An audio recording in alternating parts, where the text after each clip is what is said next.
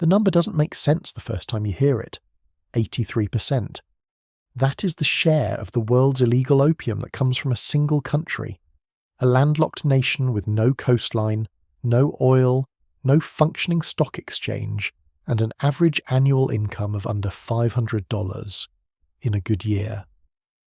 Afghanistan, a country the size of Texas, produces more of the world's heroin supply than the rest of the planet combined. It has done so for most of the last 4 decades. Not because of some unique chemical property of its soil, not because of ancient expertise passed down through generations of master craftsmen. Because of war. Because of decisions made in offices in Washington, Moscow, Islamabad, and Langley. Offices where the men signing the papers would never once see a poppy field. But the fields were real, and in 2007 they were everywhere. Before we continue, subscribe to the channel if you enjoy these stories. Write in the comments where you're watching from and what time it is. I always find it fascinating to see people from around the world united by one story. Helmand Province, southern Afghanistan, spring 2007. The landscape looked like something painted by someone who had never seen war. Flat, open plains stretching toward distant brown mountains, and across those plains, colour. Pink, white, pale, violet. Poppy flowers in full bloom, field after field, horizon to horizon. The kind of visual abundance that feels almost obscene given the context. Children ran between the rows without fear, because there was nothing to fear here. The harvest was calm, it had a rhythm. Farmers moved through the rows in the early morning, pressing small curved blades against the green bulbs just below the flower, drawing shallow cuts and walking on. By the following dawn, a thick white latex had bled from those cuts and begun to darken in the air, turning brown, then black, hardening into a paste that could be scraped off with a flat blade and collected into small balls the size of a man's fist. The work was patient and practiced. It required no factory, no chemistry lab, no heavy machinery. It required a blade, a field, and time. That paste, collected by farmers who earned perhaps $200 per kilogram of it, would leave Helmand within days. It would cross into Pakistan by truck, by donkey, by human courier through mountain passes that had been used for this purpose since before any living person could remember. In Pakistani laboratories it would be refined. Then it would move again, through Iran, through Turkey, through the Balkans, through the ports of Rotterdam and Marseille.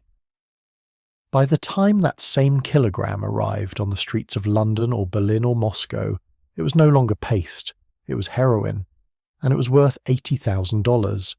The same hands, the same plant, a distance of 10,000 miles and a markup of 40,000%.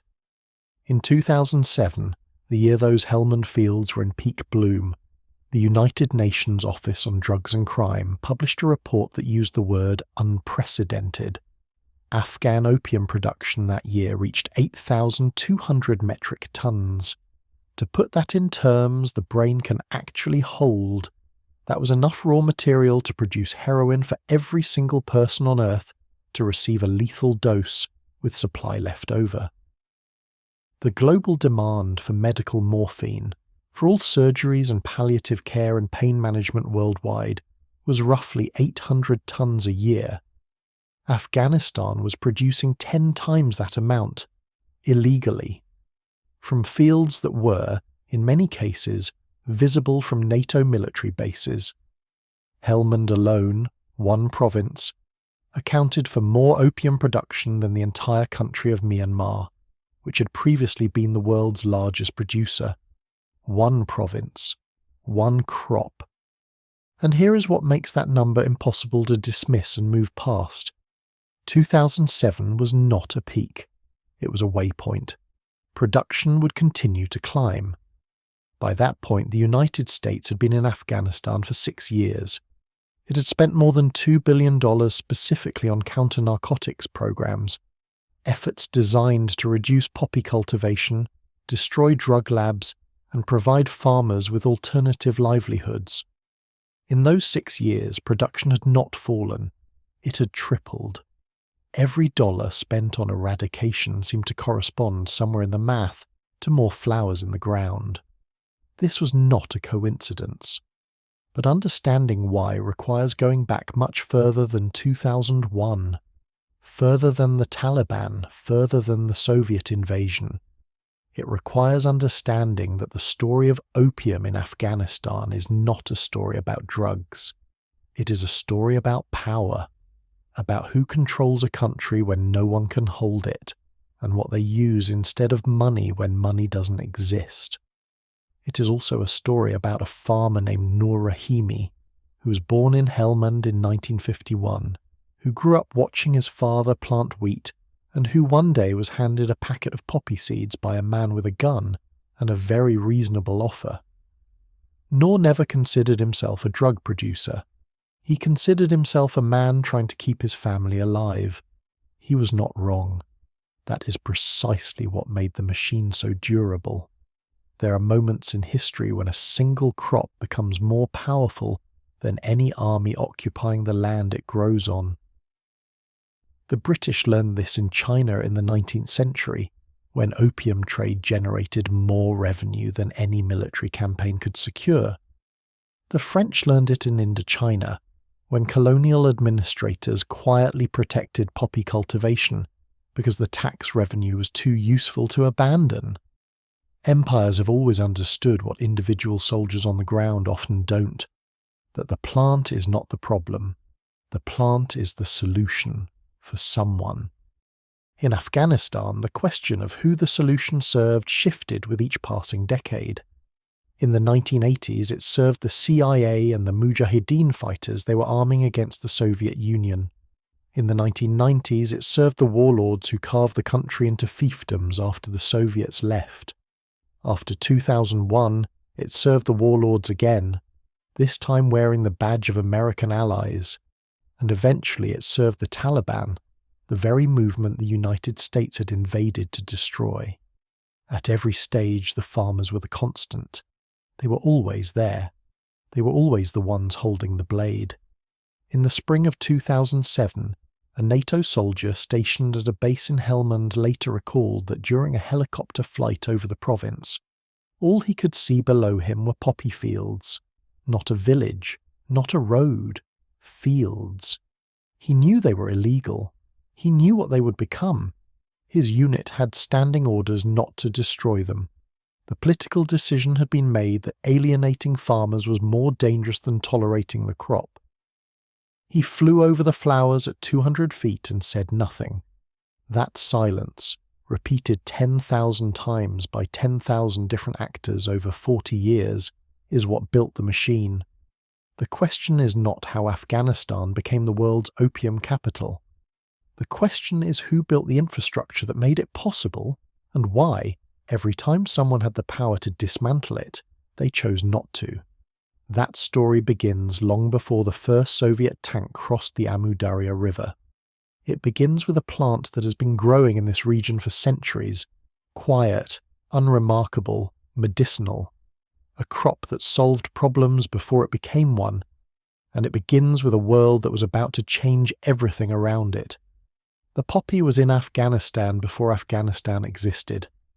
Long before there were borders drawn by British cartographers, before there was a Kabul government or a Kandahar province or a name for the territory at all, the opium poppy, Papaver somniferum, the poppy that bears sleep, was growing in the soil of the region that would eventually be called Afghanistan. Traders on the Silk Road carried it east toward China and west toward Persia. Arab physicians in the 9th century documented its use for pain, for dysentery, for the kind of suffering that had no other remedy. It was not a secret crop. It was not hidden.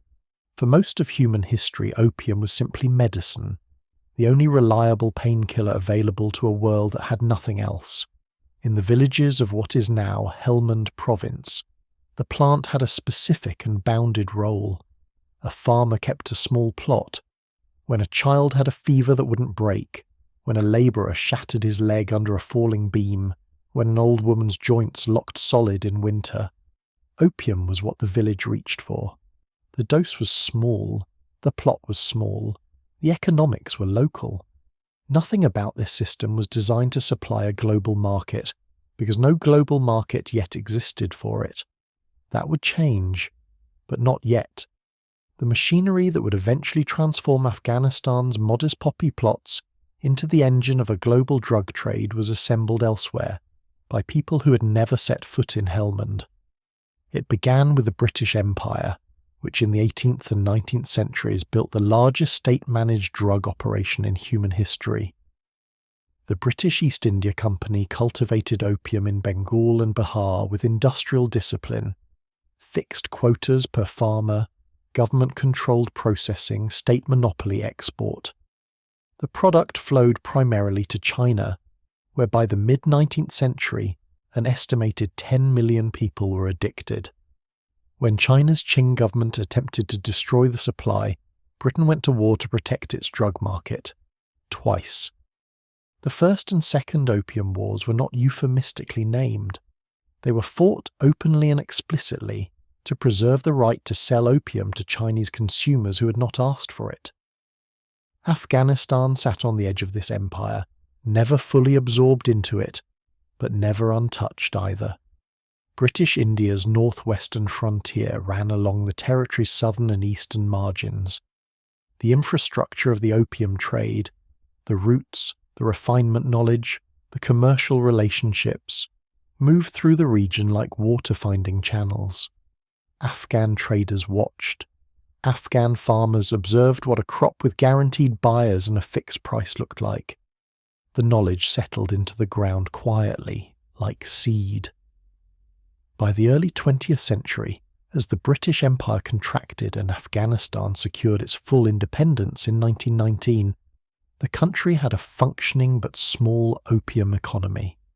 Production was localized in certain provinces, Helmand, Kandahar, Badakhshan in the northeast. The Afghan government taxed it.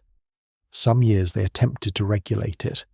Neither effort was consistent or particularly effective, but neither was it necessary to be, because production levels remained low enough that the trade was simply not consequential at the national scale. The monarchy of Mohammad Zahir Shah, which ran from 1933 to 1973, presided over a country that was poor by most measures, but stable in a way that Afghanistan would not be again for decades. Kabul had a small university. Women attended it. The government was not strong, but it was present. Roads were bad but passable. Farmers grew wheat, cotton, fruit. Poppy existed, but it competed with other options. Noor Rahimi was born into this Afghanistan in 1951.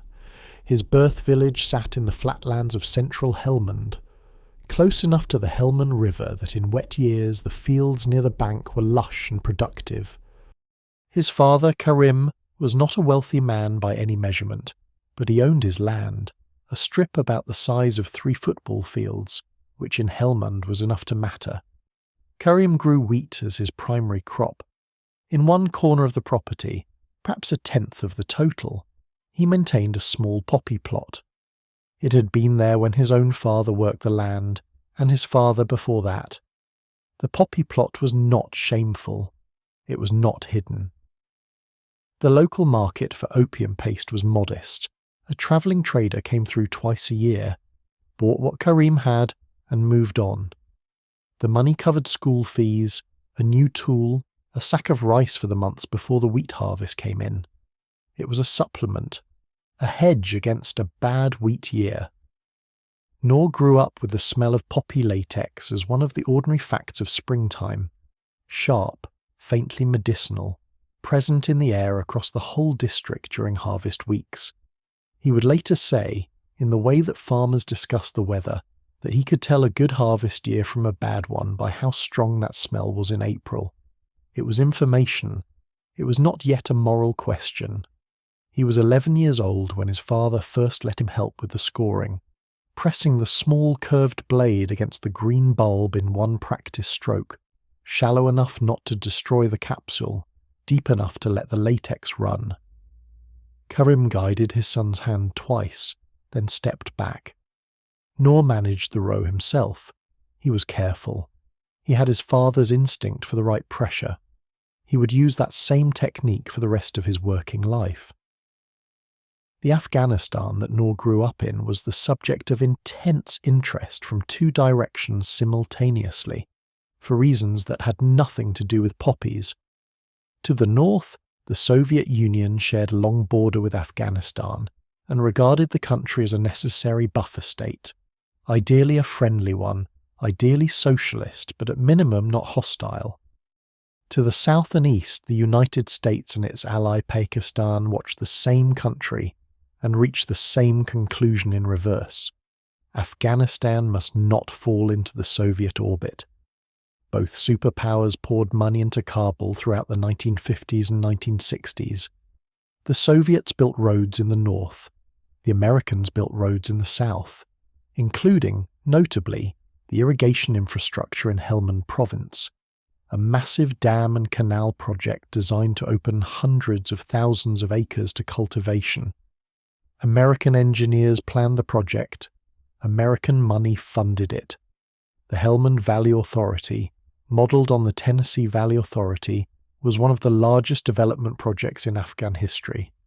The American engineers who designed the Helmand irrigation system did not think about poppies. They thought about wheat, cotton, and modernization. They imagined Helmand becoming productive farmland that would anchor a stable pro-Western Afghanistan.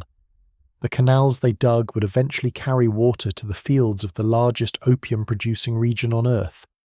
The infrastructure meant for one purpose would serve another. This pattern would repeat. In 1973, the monarchy ended. A coup installed a republic. 5 years later, in 1978, a second coup, this one by the Communist People's Democratic Party of Afghanistan, seized power in Kabul with violence. The new government immediately attempted to reform land ownership, to impose secular education, to restructure a tribal and religious society that had not asked to be restructured and did not want it. The countryside erupted. Noor Rahimi was 27 years old when the communists took power. He had a wife. He had 2 young children. He had his father's land. The new government's land reform program, in theory, was designed to help small farmers like him, redistributing holdings from large landlords to peasants. In practice, the implementation was chaotic. The government officials enforcing it were often brutal, and the Islamic religious establishment that organized rural Afghan society treated the whole project as an assault on the faith. Resistance formed quickly. Armed resistance. By 1979, multiple Mujahideen factions were operating across the country, and the communist government in Kabul was surviving only with increasing Soviet military support. Noor kept farming. The wheat grew. The poppy plot produced its usual small yield. The travelling trader still came twice a year. He didn't know that in Moscow a decision was being debated. He didn't know that across the border in Washington, men were watching that debate with intense interest. He didn't know that within months, both of those distant cities would make choices that would reach into his field, into his soil, and pull everything out by the roots. The last normal harvest of his life was the autumn of 1979. He would not grow wheat as his primary crop again for 20 years. On December 24th, 1979, Soviet tanks crossed the Amu Darya River into Afghanistan. The invasion was not a surprise to American intelligence. The CIA had been tracking Soviet military build-ups along the border for months, watching troop concentrations grow, watching supply lines extend southward. What happened next in Washington was not a reaction. It was a prepared response, executed with a speed that suggested the contingency plans had been sitting in a drawer, already written, waiting for the right moment to be opened. 6 days after the invasion, President Jimmy Carter signed the first finding authorizing covert support to the Afghan resistance. The program had a name almost immediately: Operation Cyclone. It would become the largest covert operation in CIA history, larger than anything run in Vietnam, larger than any previous Cold War proxy effort. At its peak, the United States was funneling $600 million a year into the Afghan resistance. Every dollar moved through a single channel. Pakistan's Inter-Services Intelligence, the ISI, controlled the pipeline completely. That decision, to route everything through the ISI, would shape the next 40 years. The ISI did not distribute American money and weapons equally. It had its own preferences, its own strategic calculations, its own vision of what a post-Soviet Afghanistan should look like. The factions it favoured most heavily were not the moderate nationalist commanders who might have built a functional state. They were the most radical Islamist groups, the commanders with the most fighters, the most willingness to absorb casualties, and the least interest in compromise. At the top of the ISI's preferred list was a man named Gulbuddin Hekmatyar. Hekmatyar led Hezb-e-Islami, one of the largest Mujahideen factions. He was effective, he was ruthless. His fighters controlled large stretches of eastern Afghanistan and significant portions of the supply routes between Pakistan and the front lines. The CIA assessed him as one of the most capable anti-Soviet commanders in the field, and on that basis his faction received more American aid than any other, an estimated $600 million over the course of the war, roughly a quarter of the entire program. He was also simultaneously running the largest heroin operation in Afghanistan, not allegedly, not suspected. The CIA's own reporting, portions of which became public through congressional investigations in the 1980s and declassified documents released decades later, acknowledged that Hekmatyar's organization was deeply involved in opium collection and heroin refining. His commanders taxed poppy farmers in areas under their control. His logistics networks, funded partly by the CIA to move weapons, also moved drugs. Refineries operating in the Pakistan border region, in the northwest frontier province, in areas under effective ESA protection, processed Afghan opium into heroin that then flowed toward Europe and the United States. The CIA knew. The State Department knew. Congress, in classified briefings, was told. The weapons kept flowing. The logic, stated plainly in internal documents from the period, was that winning against the Soviets was the overriding objective, and anything that served that objective was acceptable. Drug enforcement was a domestic problem. Afghanistan was a geopolitical problem. These were different categories, handled by different agencies, and the left hand would not be permitted to interfere with the right. The DEA, which had agents in Pakistan tracking the heroin flow, repeatedly found its investigations blocked when they approached networks connected to the Mujahideen supply chain. One DEA agent stationed in Islamabad during the 1980s later described the experience as operating with one hand tied behind his back by people who outranked him by several floors. While this was happening, the Reagan administration was escalating the war on drugs domestically with an intensity that produced mandatory minimum sentences, prison overcrowding, and the systematic destruction of communities in American cities where the heroin flowing from these same Pakistani refineries eventually arrived. The two policies coexisted without apparent contradiction in the minds of their architects. That required a specific kind of institutional compartmentalization. It held for a decade. Back in Helmand, the effect of the Soviet invasion on Noor Rahimi's life was not abstract. Soviet air operations in southern Afghanistan targeted villages suspected of supporting the resistance. The tactic was not surgical. Mud brick compounds that had stood for generations were leveled in minutes. Irrigation channels, including sections of the American-built Helmand Canal system, were bombed to deny the resistance the ability to move through agricultural areas. The wheat crop that Noor's family depended on required functioning irrigation. When the canals broke and no one with authority or resources existed to repair them, the water stopped. The wheat fields dried in the summer of 1981. Not all of them. The plots closest to the river still drew enough moisture to produce something. But the larger fields, the ones that had made Karim Rahimi's land genuinely productive, went brown and stayed brown. Noor was 30 years old. He had a wife, 2 children under 7, and a farm that was producing roughly a third of what it needed to feed them, let alone generate income. A commander from a Mujahideen faction operating in the district came through the village that autumn, not with violence, but with an offer. The commander's organisation had poppy seeds, more than it could distribute to its own fighters' families. It also had a collection arrangement already in place. The paste would be bought at a fixed price, no transport required on the farmer's part.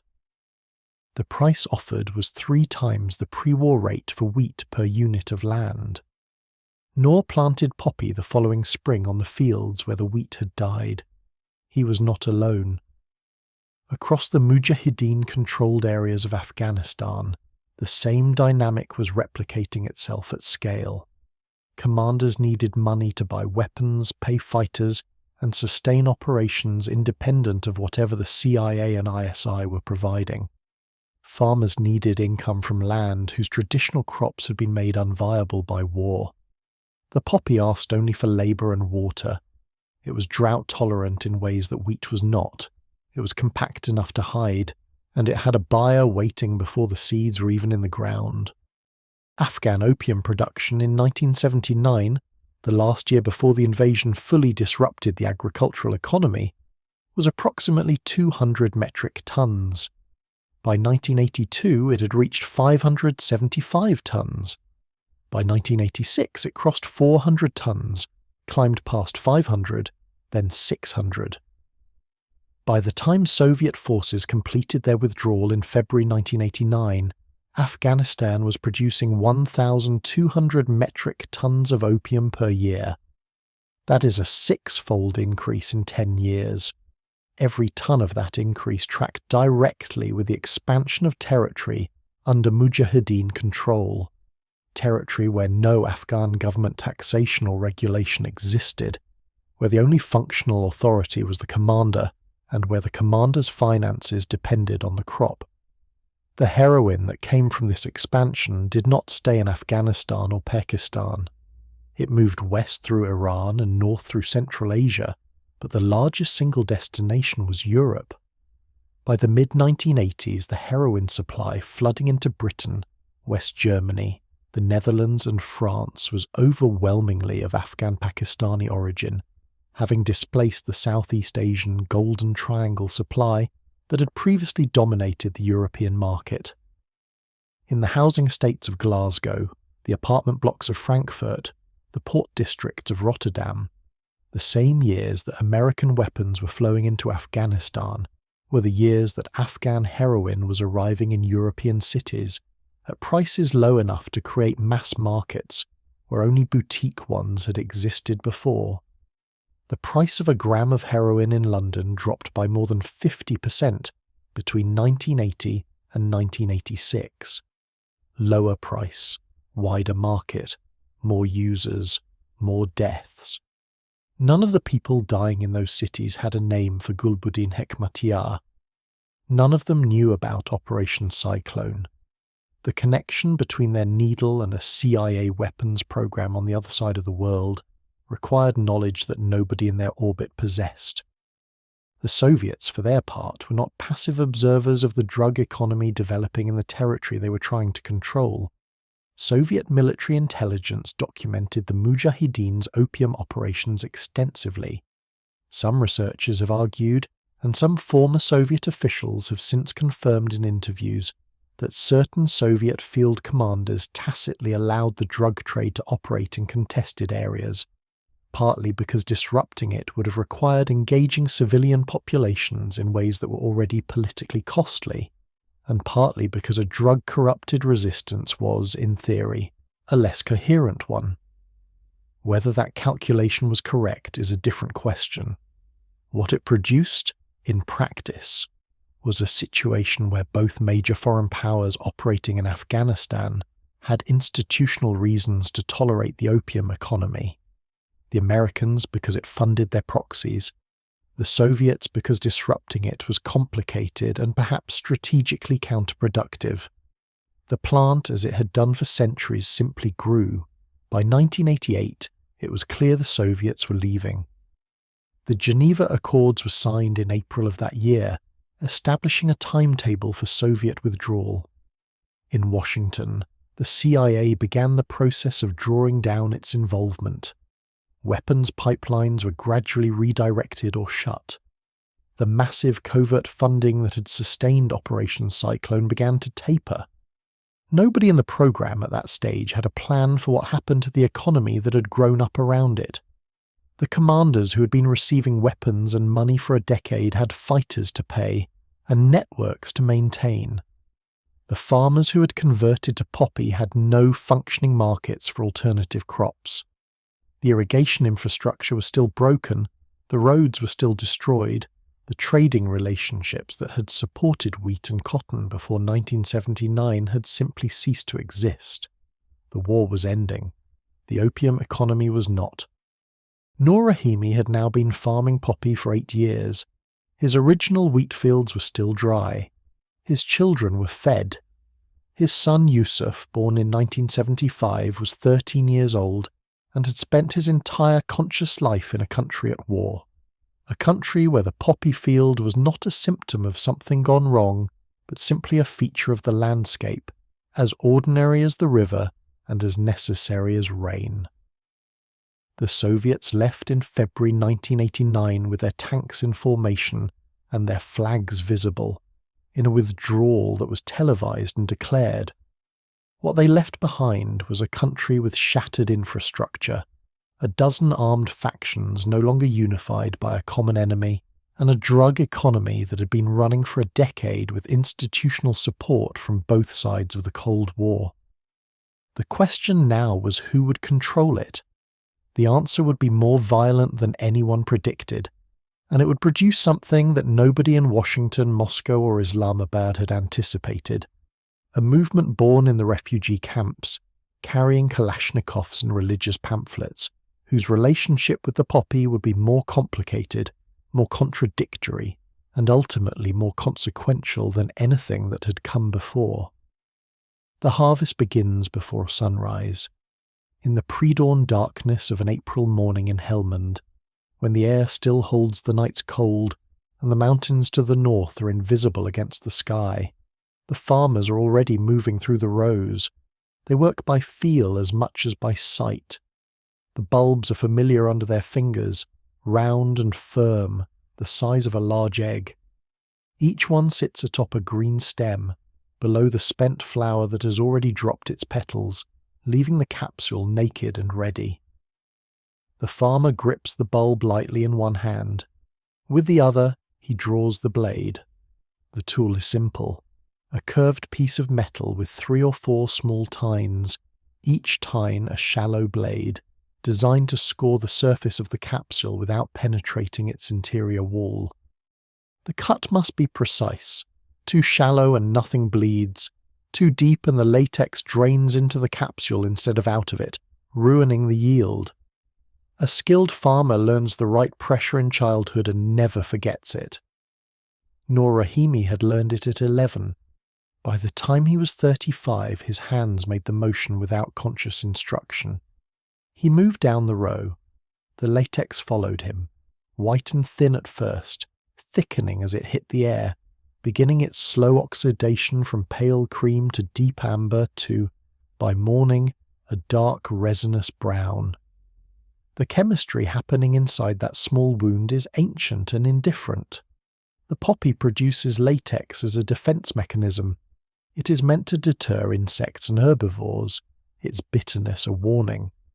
What it contains, in concentrations that make the opium poppy unique among plants, are alkaloids. Morphine, codeine, thebaine, compounds that bind to specific receptors in the human brain and nervous system with a precision that evolution did not intend for human use, but that human beings discovered, refined, and eventually industrialized. Morphine, isolated from opium in 1804 by a German pharmacist named Friedrich Serturner, was initially celebrated as a miracle. It eliminated pain that nothing else could touch.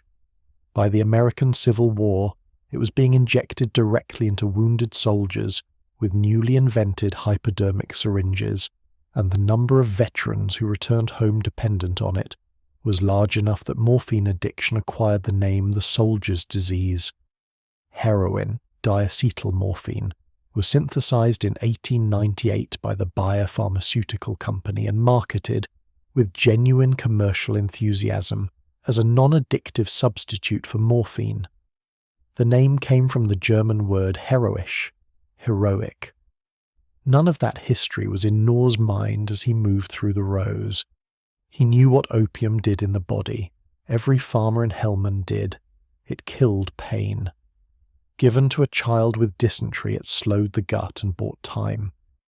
Given to a man with a shattered leg, it made the hours until a doctor arrived survivable.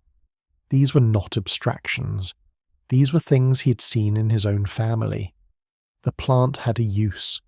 That use was not his concern to manage beyond his own field.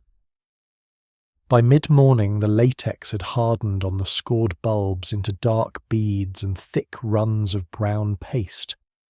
Nor moved back through the rows with a flat-bladed scraping tool, the nishtar, drawing the accumulated paste into a ball held in the palm of his left hand.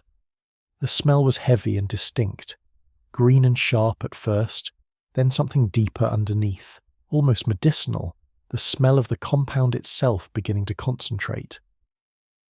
By the time he reached the end of a row, the ball in his hand weighed perhaps 40 grams. A good day across his full plot might yield 300 grams of raw paste. To reach 1 kilogram took roughly 4 days of harvesting from a field this size. 1 kilogram of raw opium paste delivered to the collection point at the edge of the district would earn him between $150 and $200. In a province where a labourer's daily wage was under $2, this was significant money. It was not wealth.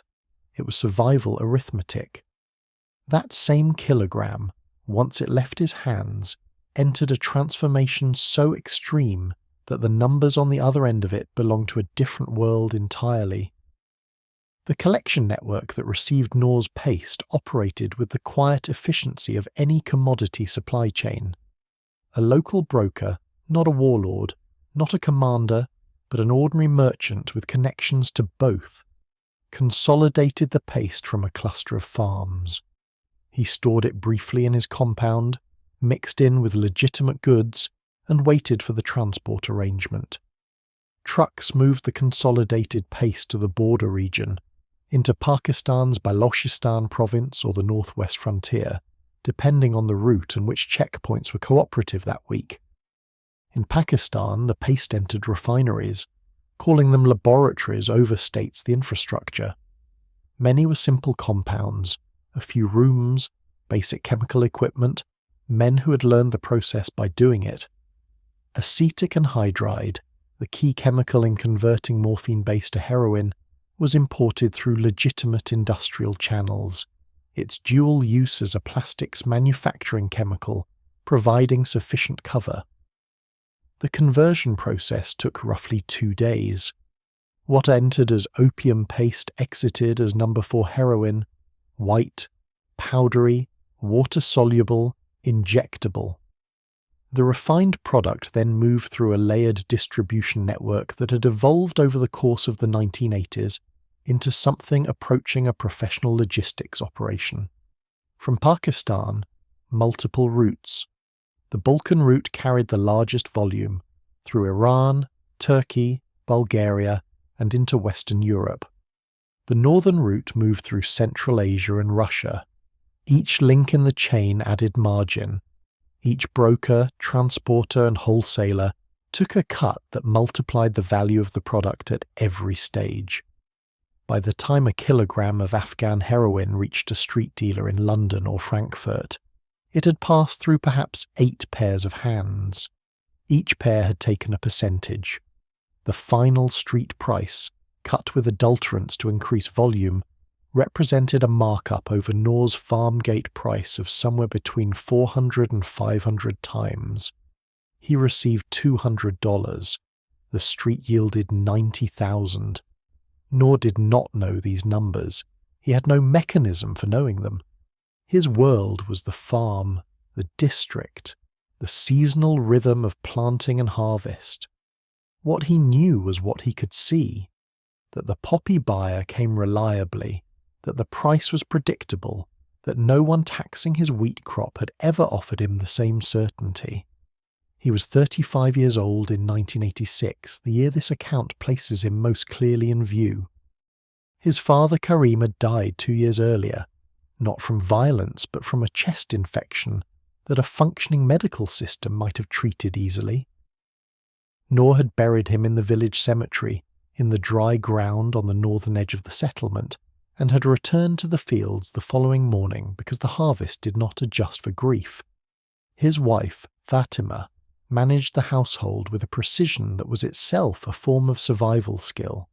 She tracked what they had, what they needed, and what the gap between those two numbers required.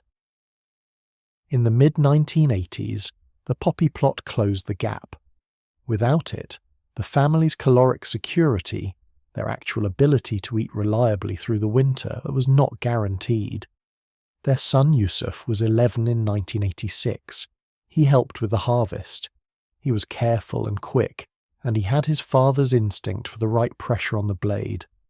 There is a question embedded in this arithmetic that takes time to fully land. The Afghan farmer operating at this level of the supply chain captured less than 1/2 of 1% of the product's final value.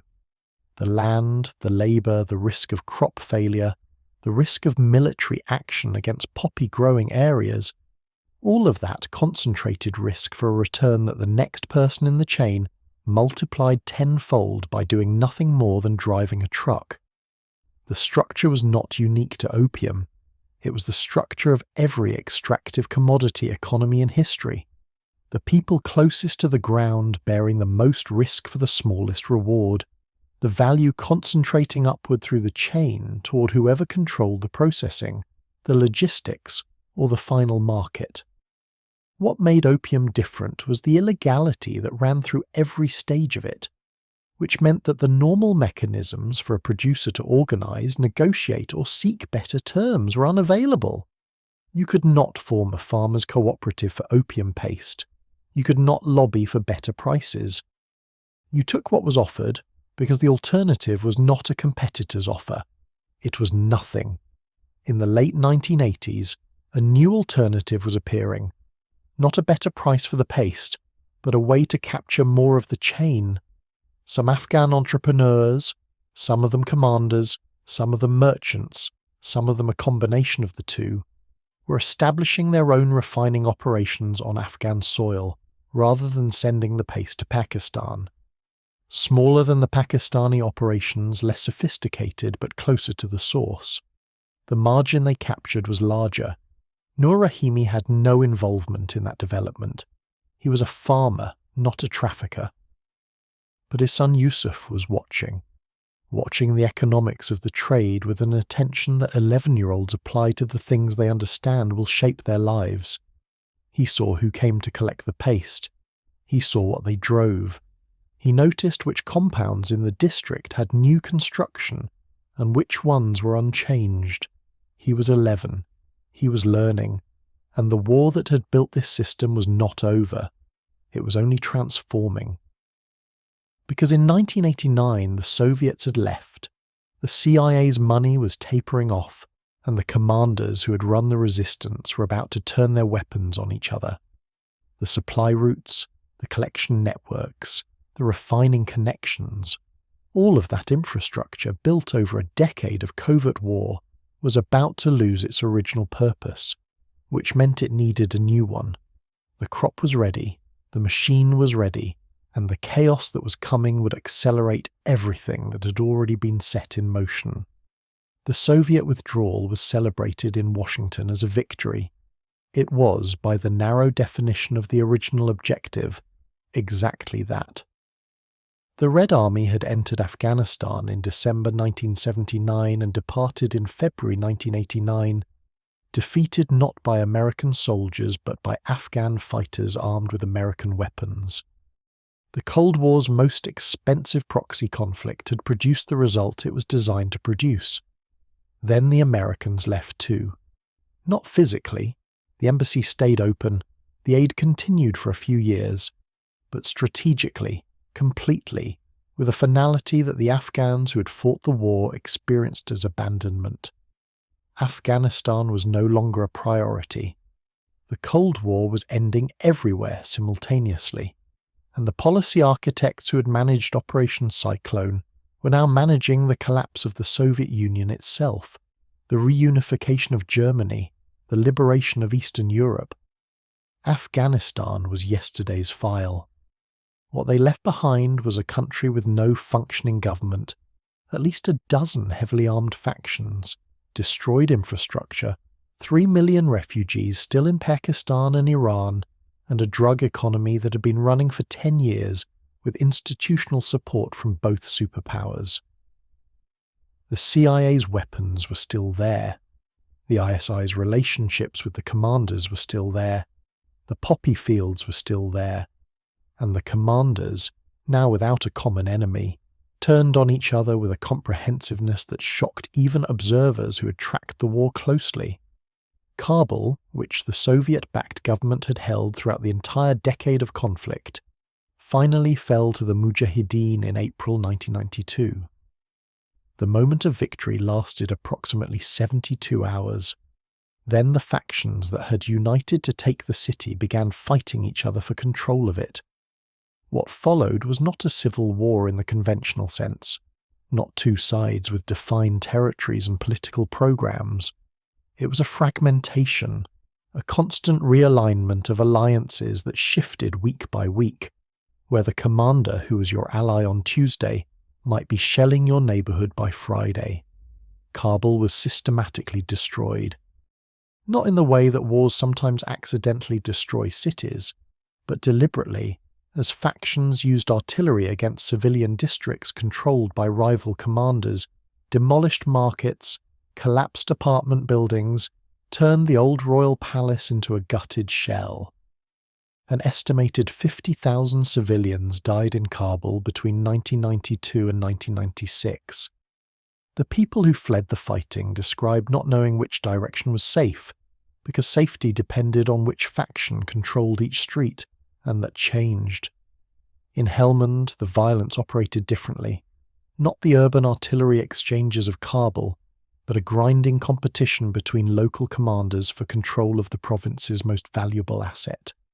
Not the land, not the roads, the poppy. By 1992, the opium economy had matured past its wartime improvisation into something structurally permanent. Each commander in Helmand and Kandahar operated what amounted to a tax authority. A washa, the traditional Islamic 10% tithe, applied to the poppy harvest. Farmers paid it not because they wanted to, but because the commander controlled the road to the collection point, and the road to the collection point was the only way to sell the crop. The tax was consistent. The collection was reliable. In a country where nothing else was reliable, this had its own terrible logic. Nur Rahimi paid the usher every harvest. By 1992, 3 different commanders had at various times claimed the right to collect it from his district. When the dominant faction changed, the collector changed. The percentage stayed the same. Nur kept records in his head. What he owed, to whom, by when. Getting it wrong was not an option. The opium kept the family intact. Nothing else could have. Production statistics from this period are estimates. There was no functioning state to compile them, but the UN and independent researchers reconstructed the numbers from export data, field surveys, and regional price movements. In 1989, 1,200 metric tons. In 1991, 1,980 tons. In 1994, 3,400 tons.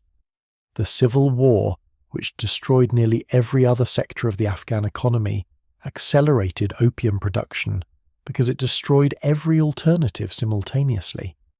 Farmers who might have grown cotton or fruit, crops that required stable markets, functioning transport, access to buyers, had none of those conditions. Poppy required only the field, the water, and the collector at the end of the season. The heroin flooding out of the region during these years hit neighbouring countries first and hardest. Iran, which shared a long and mountainous border with Afghanistan, was absorbing a volume of product that its treatment infrastructure had no capacity to handle. By the mid-1990s, Iranian government estimates placed the number of opiate users in the country at between 1 and 2 million. Pakistan, where the refining infrastructure was located, had virtually no heroin addiction problem in 1979. By 1995, it had an estimated 1.5 million heroin users, the direct result of the product flowing through its territory for 15 years. These countries were not the intended markets. They were the leakage from a supply chain aimed at Europe. The leakage was killing people by the tens of thousands. Into this landscape in 1994 came a movement that nobody had predicted, and nobody in the international community initially took seriously. The Taliban emerged from the madrasas, Islamic schools, of the Pakistani refugee camps, where hundreds of thousands of Afghans had lived for more than a decade. Their students, the Talibs, had grown up in displacement, educated in a narrow curriculum of religious text, with no memory of Afghanistan before the war, and no framework for understanding what a normal society looked like.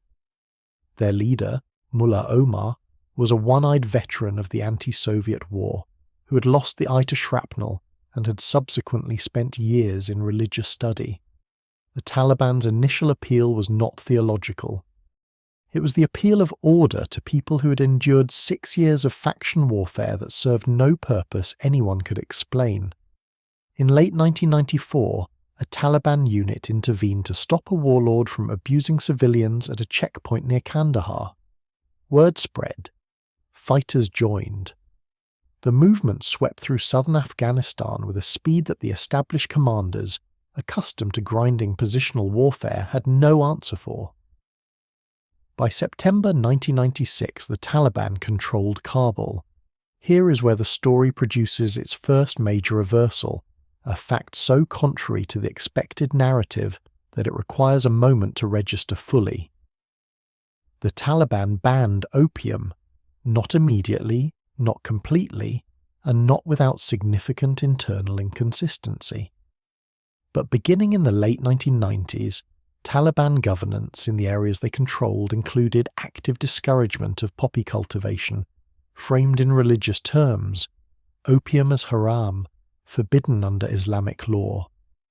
Farmers in Taliban-controlled areas reported pressure from local officials. The pressure was not uniform and the enforcement was uneven, but the direction was clear. Then, in July 2000, Mullah Omar issued a formal decree.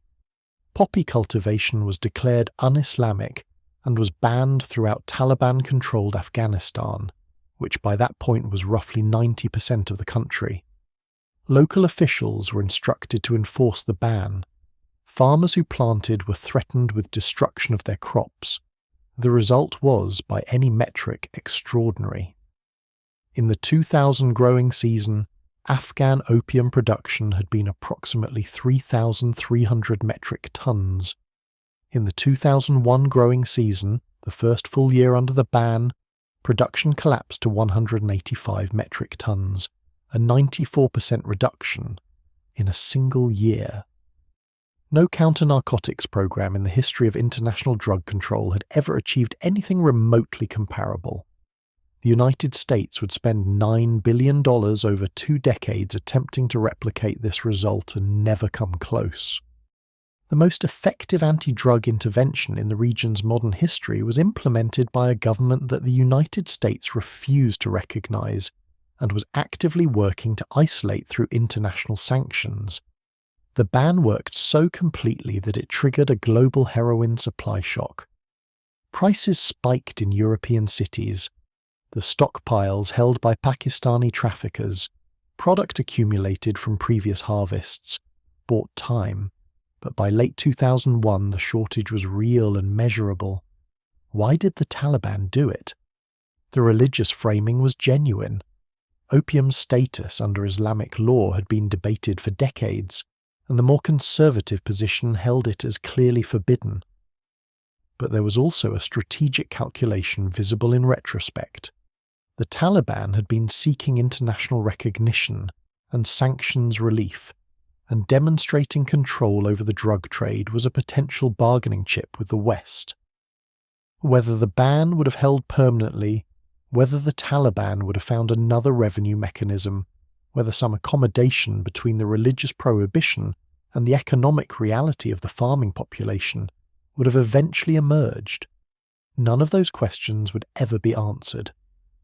Because on September 11th, 2001, 19 men hijacked 4 aircraft in the United States, and the world that had produced the Taliban, the ban, and every calculus embedded in them ceased to exist. Within weeks, American bombs were falling on Afghanistan. Within 2 months, the Taliban government had collapsed. The ban collapsed with it. Noor Rahimi was 50 years old that autumn.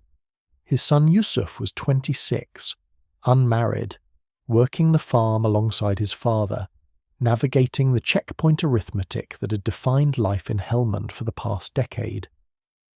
When the Taliban fell, there was a period of approximately 3 weeks in which no authority of any kind existed in their district.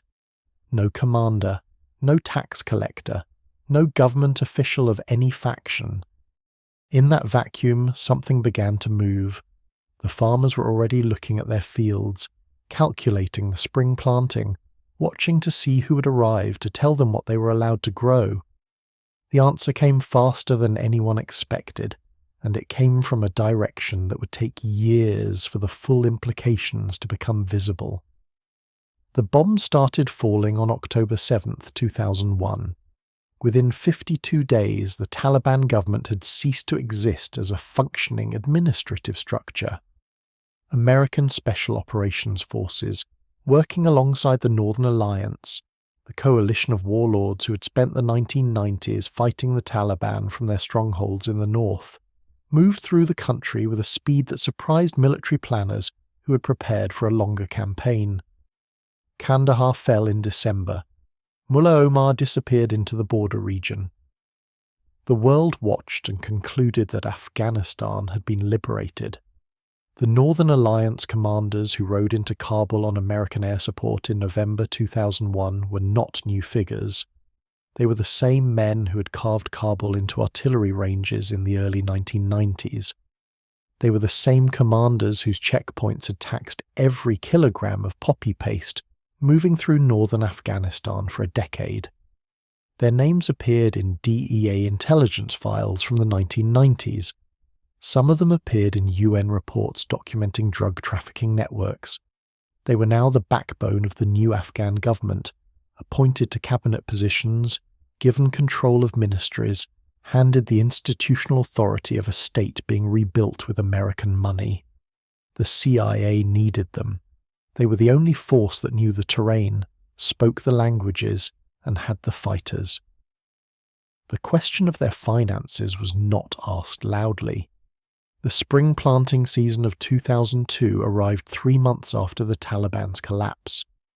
In Helmand, in Kandahar, in Badakhshan, across every major poppy-producing province, farmers watched to see whether the new authorities would enforce the ban that had collapsed with the old government. The new authorities gave no clear signal. Local commanders, now nominally subordinate to the Karzai government in Kabul, but functionally autonomous in their districts, communicated through intermediaries that the planting season would proceed without interference. The seeds went into the ground. The 2002 harvest produced 3,400 metric tons of opium, an increase of more than 1,700% over the Taliban ban year.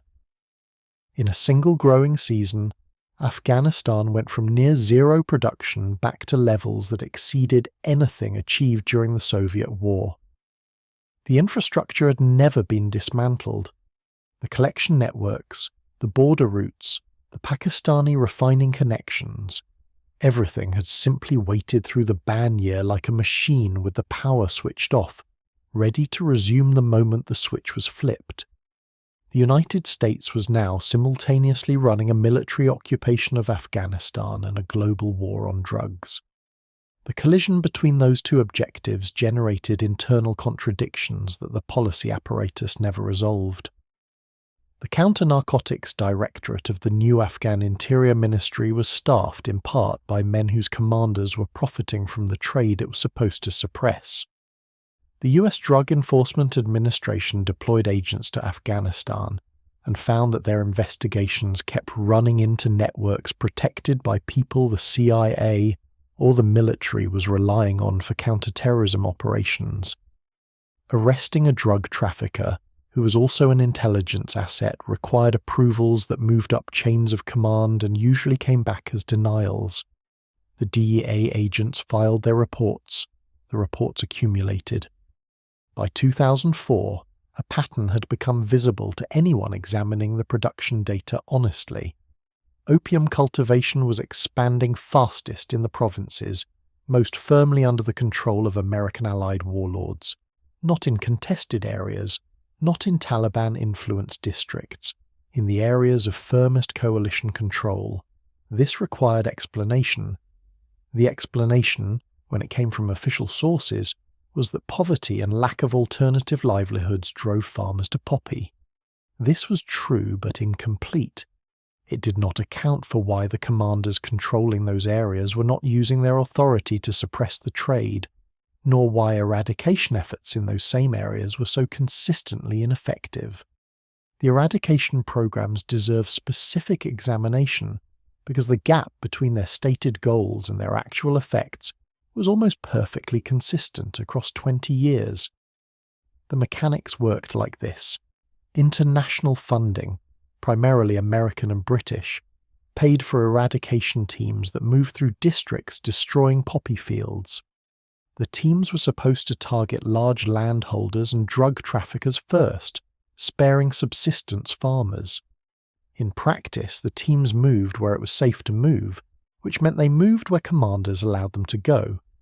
Commanders allowed them into the fields of farmers who hadn't paid protection, or farmers from rival ethnic groups, or farmers who had some local dispute with the commander's allies. The large trafficking networks, the warehouses, the processing operations, these were not where the eradication teams went. A farmer in Helmand who had planted 3 acres of poppy, his family's entire food security margin for the year, could watch a government tractor destroy his crop in a morning, while the warehouse 2 kilometers away, holding 15 tons of processed opium, went untouched. That farmer had no functioning legal recourse. He had no alternative crop seed, no irrigation for wheat, no market for anything else, even if he could grow it. He had a destroyed field, hungry children, and a debt to the seed supplier he could no longer repay. The Taliban recruiter who showed up the following week offering protection, income, and a framework of grievance had a straightforward message and a receptive audience. The numbers from this period have a quality of dark momentum that resists euphemism. 2001, 185 metric tons. 2002, 3,400. 2003, 3,600. 2004, 4,200. 2005, 4,100. A brief plateau that eradication proponents cited as evidence of progress. 2006, 6,100. A 49% single-year increase that erased any interpretation of the previous year as a trend. 2007, 8,200. Each spike corresponded with identifiable events. The restoration of warlord control in 2002, The opening of new smuggling routes in 2005, the expansion of Taliban influence in the south in 2006, creating a protection umbrella for farmers who feared eradication. The British, who took responsibility for Helmand Province under the NATO mission, arrived in 2006 with a counter-narcotics mandate and quickly discovered the same structural impossibility that had defeated American efforts. Helmand's economy was the opium economy. Destroying it faster than an alternative could be built didn't create space for an alternative. It created a population with nothing to lose. A British officer who served 2 tours in Helmand described the situation with a precision that bypassed all official language. The poppy was not a problem the mission could solve without first solving every other problem, and solving every other problem required stability that the mission couldn't create while the poppy remained. The circularity was total. Noor Rahimi was 51 years old when the Americans arrived, and 56 when the British deployed to Helmand. He had been farming poppy continuously, with a single interruption of the Taliban ban year since 1982. 20 years. His plot had expanded slightly in the mid-1990s when a neighbour fled to Pakistan and left land unworked. He farmed it on an informal arrangement, not ownership but use. The neighbour never came back. His son Yusuf turned 27 in 2002. He had spent his entire adult life in a Helmand defined by the opium economy, and he was sharper than his father about what the trade actually looked like beyond the farm gate. Where Noor saw the collector who came to buy paste, Yusuf saw the collector's truck, the direction it headed, the compound it returned to, the men who came and went from that compound.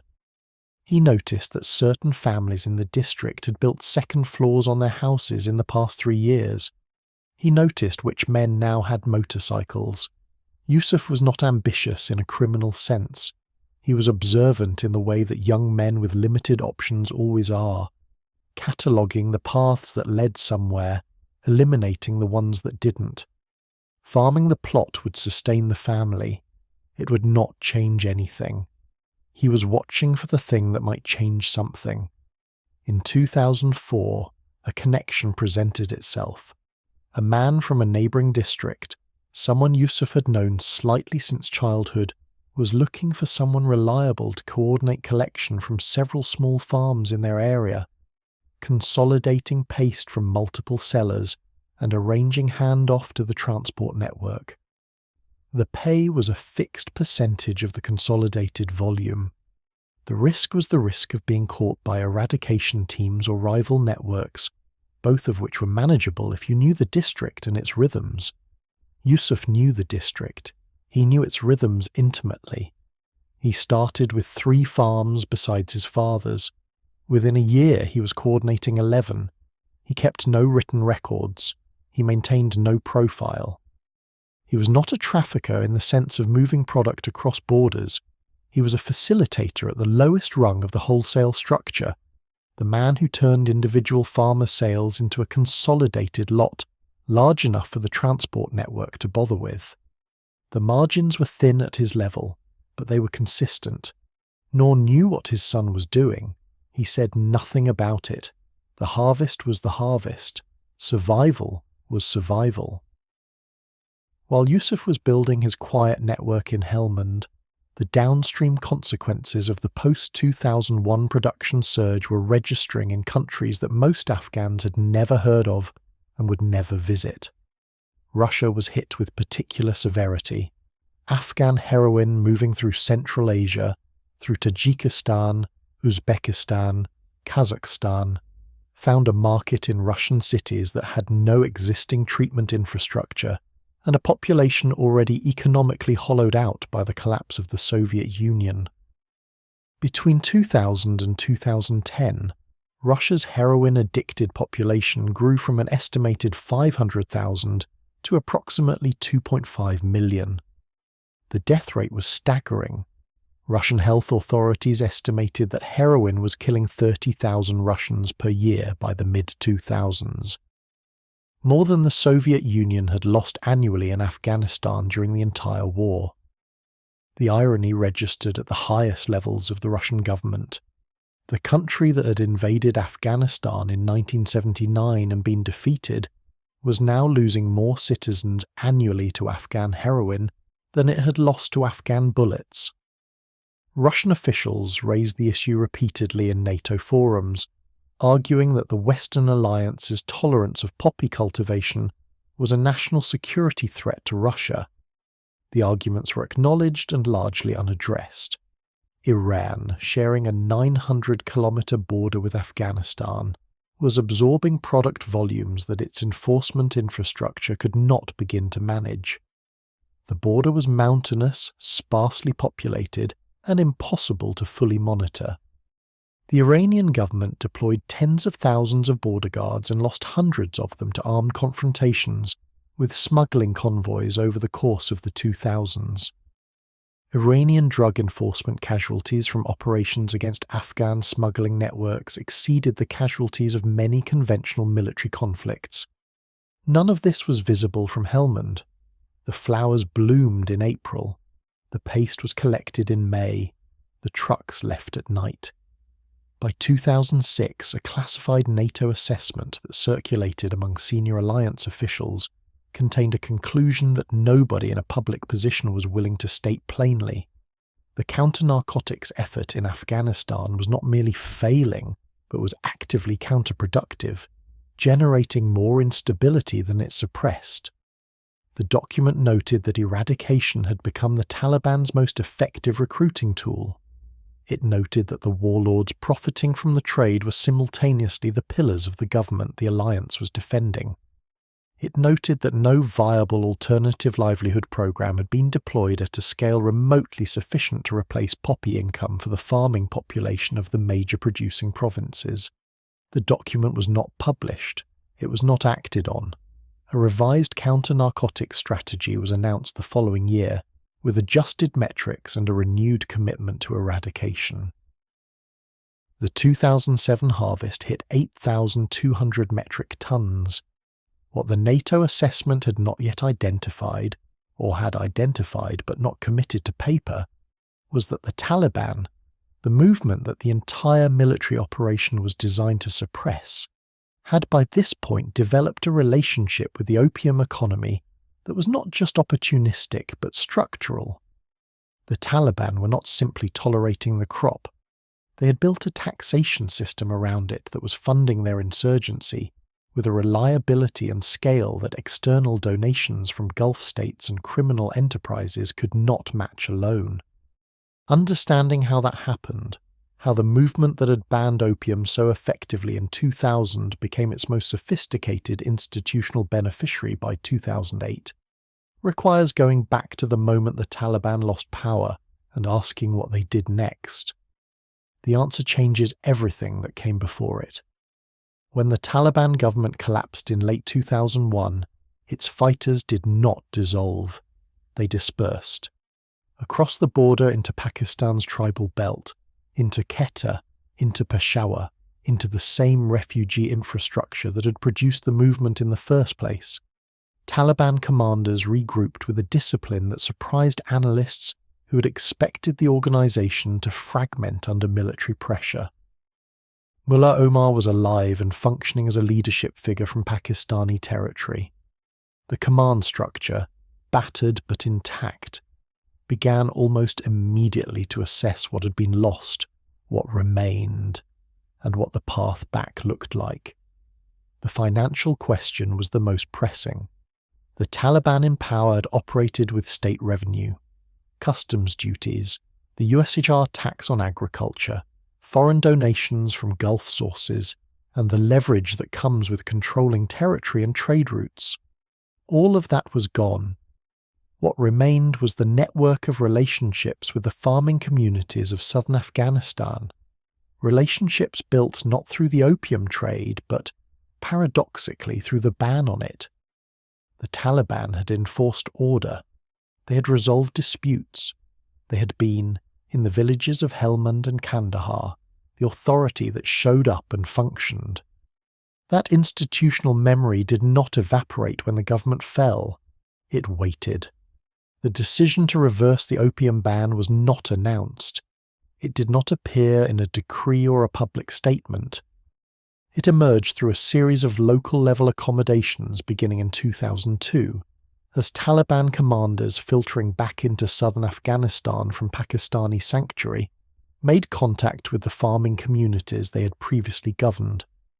The message they carried was pragmatic and, from the farmer's perspective, immediately legible. Plant what you need to plant. We will protect you from eradication. In exchange, we take 10%.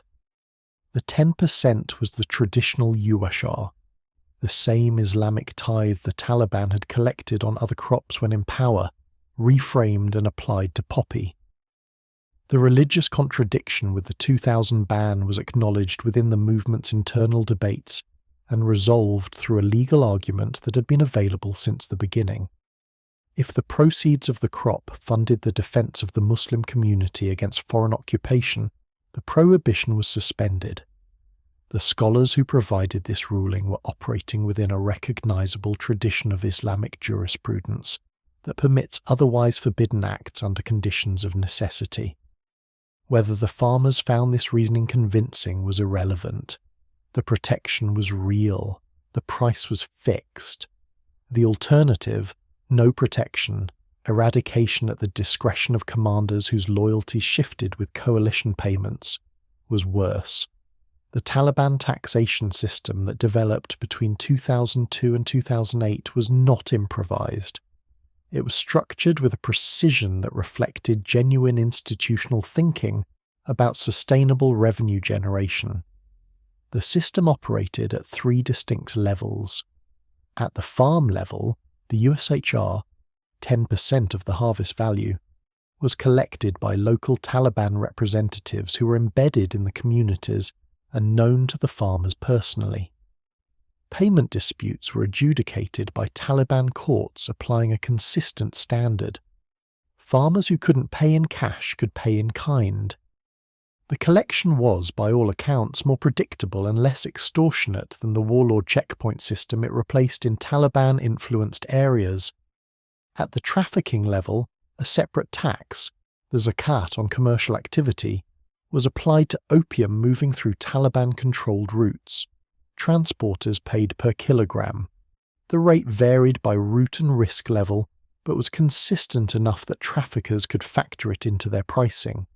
Taliban checkpoints on key smuggling roads in Helmand, Kandahar and Nimroz provinces functioned as reliable toll booths, not as seizure points, but as revenue collection infrastructure. Traffickers paid because the Taliban's enforcement of the payment was credible, and because the alternative route, through government-controlled territory subject to unpredictable confiscation or bribery demands, was often more expensive. At the refinery level, Taliban representatives taxed the processing operations that had expanded inside Afghanistan since the 1990s. A refinery converting paste to morphine base or heroin paid a fixed sum per production cycle. The Taliban neither ran the refineries nor controlled distribution beyond Afghanistan's borders. They were not, in the full sense, drug traffickers. They were a taxation authority operating on a drug economy. This distinction matters. It is what made the system so durable. By 2008, independent estimates of Taliban drug revenue range from $100 million to $400 million annually. The spread in those estimates reflects genuine uncertainty. No audited accounts existed, but even the lower figure represented a transformation of the insurgency's financial capacity. In 2002, the Taliban had been a defeated movement scraping together funds from Gulf donations and Pakistani patronage.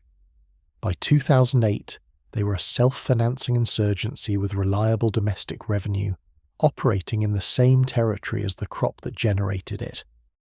The United States was simultaneously spending approximately $10 billion on the Afghan war effort annually.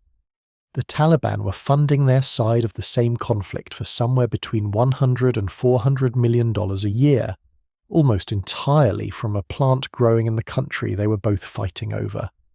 The asymmetry was not just financial, it was structural. The Taliban's revenue grew when the crop grew. The crop grew fastest in areas of instability. The Taliban created instability. The system fed itself. In 2007, a classified assessment prepared for NATO's International Security Assistance Force reached a conclusion that circulated internally under a classification level that kept it from public view for years. The document, later referred to by analysts as the Kunduz paper, after the location of the NATO command that commissioned it, though its geographic focus was southern Afghanistan, concluded that poppy eradication as practiced was generating measurably negative security outcomes. The specific mechanism it identified was precise. Eradication destroyed the crops of farmers who had no Taliban protection, leaving pro-government farmers worse off than Taliban-aligned ones. Farmers responded rationally. They sought the protection that the Taliban offered, and the government didn't. Each successful eradication operation in a government-aligned area effectively pushed farming communities toward the insurgency. The assessment recommended an immediate suspension of forced eradication and a shift of resources toward interdiction at the trafficking level, targeting the networks, not the fields. The recommendation was not implemented. The eradication program continued. The officials responsible for it had committed to metrics that required visible crop destruction, and changing the program meant acknowledging that the previous year's work had been counterproductive. The institutional incentives ran directly against the analytical conclusion. The Kunduz paper was filed. The tractors kept rolling. Yusuf Rahimi was 32 years old in 2007, running his consolidation operation across 11 farms in his district, navigating the changed landscape with the attention of someone who understood that the environment he was operating in had fundamentally shifted. The Taliban's return to Helmand was not, from his vantage point, the political or military event that Western news coverage made it. It was a change in the local authority structure, a new set of people to pay, a new set of rules to follow, a new set of relationships to maintain. He paid the Taliban Yoshir on the farms he coordinated. He built a working relationship with the local Taliban representative, a man in his 30s named Hamid, who collected the tithe with the business-like efficiency of an accountant rather than the volatility of a fighter. Hamid knew the district's production figures more precisely than any government official. He arrived at the right time, took the right percentage, and left. The relationship was transactional, and within its terms, reliable. Yusuf was not Taliban. He did not attend their courts or accept their religious authority as legitimate in any personal sense. He was a man running a small commercial operation in an environment where the Taliban were the effective regulatory authority, and he complied with their regulations in the same way that a business person complies with any authority that controls the operating environment. The analysis is cold. So was the reality. His father Noor, now 56, noticed the change in the district's atmosphere but understood it in different terms. For Noor, the Taliban's return meant a familiar structure replacing the chaos of the post-2001 interregnum: predictable collection, functional dispute resolution, a reduction in the random extortion that had characterized the warlord period. He paid the USR without resistance. He had paid it before, under the first Taliban government, on crops that weren't poppy. The field was the same field. The blade was the same blade. The authority collecting the tithe had changed 4 times in 20 years. The poppy had grown through all of them. What neither Noor nor Yusuf knew, what almost nobody outside a narrow circle of NATO intelligence analysts and senior American officials knew, was that the eradication program their field sometimes fell under was being evaluated at the highest levels as a strategic failure. Not a tactical failure, correctable with better implementation. A strategic one, built into the design from the beginning. The program had spent, by 2009, approximately $2 billion. Afghan opium production in 2009 was 6,900 metric tons, higher than it had been in 2000 before the Taliban ban, higher than it had been in any year of the Soviet war, and supported by an insurgent taxation system that the eradication program had, inadvertently but measurably, helped build. The logic was circular in a way that defied simple intervention. Eradication funded the Taliban. The Taliban protected farmers. Protected farmers grew more poppy. More poppy funded the Taliban. More Taliban funding meant more insurgency. More insurgency meant less effective governance. Less effective governance meant no alternative to poppy. No alternative to poppy meant more poppy. The circle had been spinning for 8 years, and in Washington, a new administration was arriving with fresh eyes, ambitious plans, and 30,000 additional troops. They were going to break the circle. They were certain of it. Noor Rahimi's cough had started that winter, dry and persistent, the kind that settled into the chest and didn't move. Fatima pressed her hand to his back at night and felt the heat in it. There was a clinic 20 kilometers away. The road was not always open. He kept working. The spring planting was 3 months out, and the field needed preparation regardless of what his lungs were doing. He'd been farming poppy for 27 years. He would farm it for 9 more, and the thing building toward him, the convergence of production records, institutional failures, personal consequences, and the slow arithmetic of a life lived inside a machine, was still, in the winter of 2009, not yet fully visible. But it was close. The surge arrived in Afghanistan in 2010 with 30,000 additional American troops, a new commander, a revised strategy, and a declared objective of breaking the insurgency's momentum within 18 months. General David Petraeus, who had overseen the Iraq surge that was credited with reducing violence in that country, brought the same population-centric doctrine to Afghanistan. Clear areas of Taliban presence, hold them with combined Afghan and coalition forces, build governance and economic alternatives that would make the population resistant to insurgent return. The logic was coherent. The timeline was not. Iraq had taken years. Afghanistan was larger, poorer, less urbanized, and had a drug economy woven through every province the surge was meant to stabilize. Helmand was the centerpiece. The province received more surge troops proportionally than anywhere else. Marya, a district that had become the largest single opium bazaar in the world, a market town where paste was openly traded, weighed, and priced in the same way that grain moved through agricultural commodity markets, was the first major operation. 10,000 coalition and Afghan troops moved through it in February 2010. The Taliban fighters mostly withdrew. The market temporarily closed. 6 months later, the market had reopened. The Taliban had returned to the surrounding districts. The governance infrastructure that was supposed to fill the cleared space, the Afghan officials, the courts, the services, had not materialized at anything close to the required scale. Petraeus described Marja as a bleeding ulcer.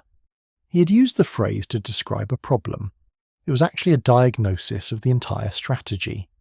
The production numbers from this period carry a weight that accumulates differently when read in sequence rather than as isolated statistics.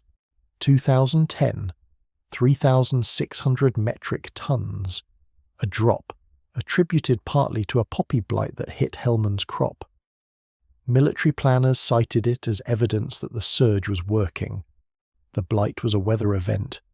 2011, 5,800 tons. 2012, 3,700, another natural reduction, drought-related. 2013, 5,500. 2014, 6,400. 2015, 4,800. 2016, 4,800. Then, 2017, 9,000 metric tons. 9,000 tons. A new record. The highest single-year production figure in Afghan history, achieved 16 years into an international military occupation that had spent $9 billion specifically to prevent it. The UN report released in May 2018 covering the harvest used the word catastrophic. It noted that Afghan opium now accounted for approximately 90% of global illicit supply. It noted that cultivation had expanded into provinces that had previously been minor producers. It noted that the farm gate price of opium had risen, an indicator not of reduced supply but of increased processing capacity, absorbing more raw material than before. The machine had not just survived 20 years of intervention, it had grown. The human consequences of those 20 years of production were distributed across the globe with an indifference to borders that the military campaigns fighting in Afghanistan's name never achieved. Iran had been absorbing Afghan opiates since the 1980s, but the post-2001 surge in production created a crisis that Iranian health officials described in terms usually reserved for natural disasters.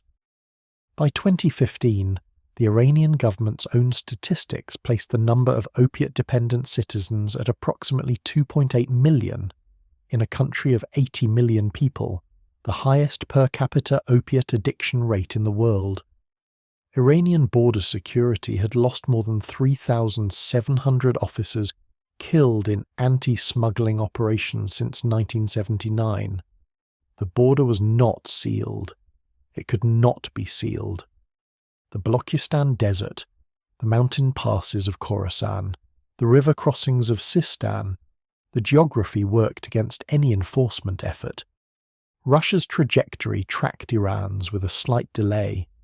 The northern route, through Tajikistan and Uzbekistan into Kazakhstan and then into Russian cities, had been a secondary channel in the 1990s. Post-2001 production volumes made it a primary one. Moscow, St. Petersburg, Yekaterinburg, Novosibirsk. The heroin arrived in all of them. Russian government estimates in 2014 placed annual heroin deaths at 30,000 to 40,000. For context, the Soviet Union's total military deaths in 10 years of Afghanistan war were approximately 15,000.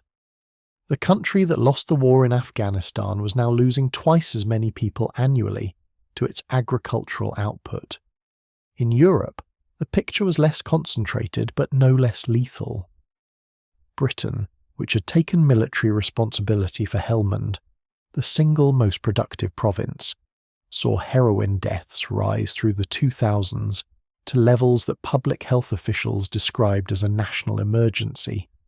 The connection between the province British soldiers were dying in and the drug-killing British civilians at home was understood at the policy level and almost entirely absent from the public conversation about the war.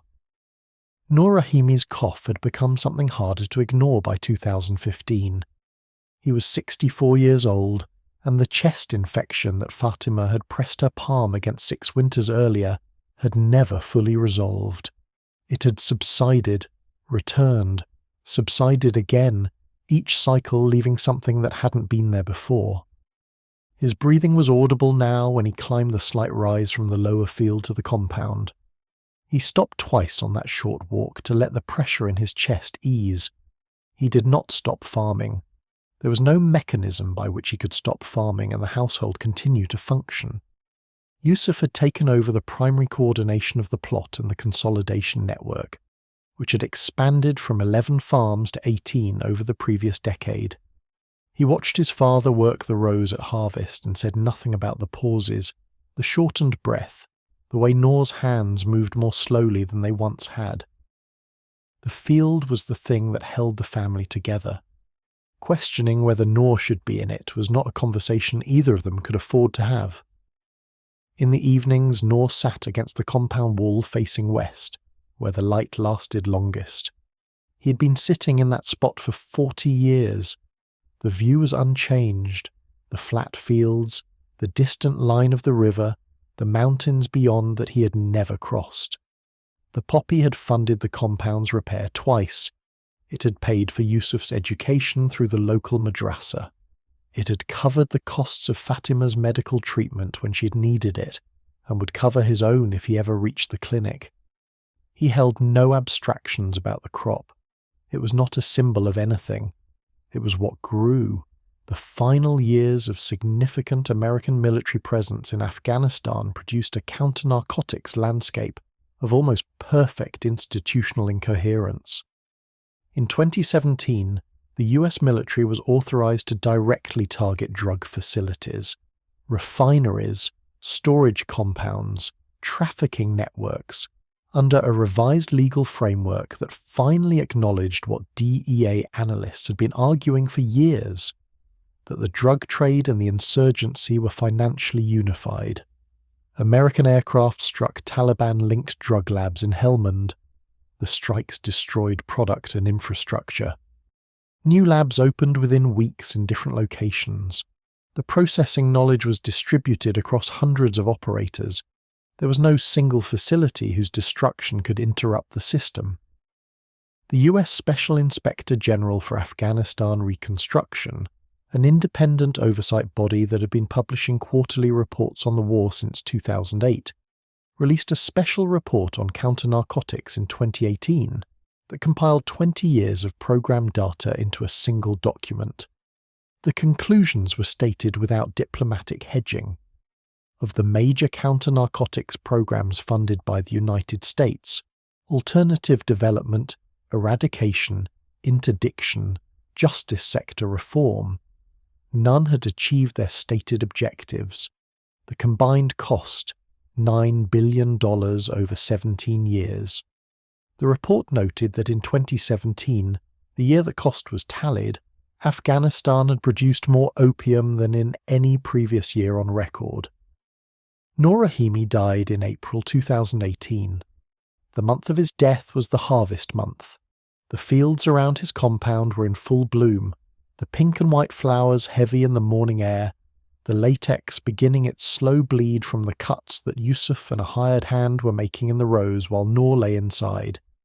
He had stopped being able to work the field 6 weeks earlier, in late February, when the climbing required to reach the upper plot became impossible.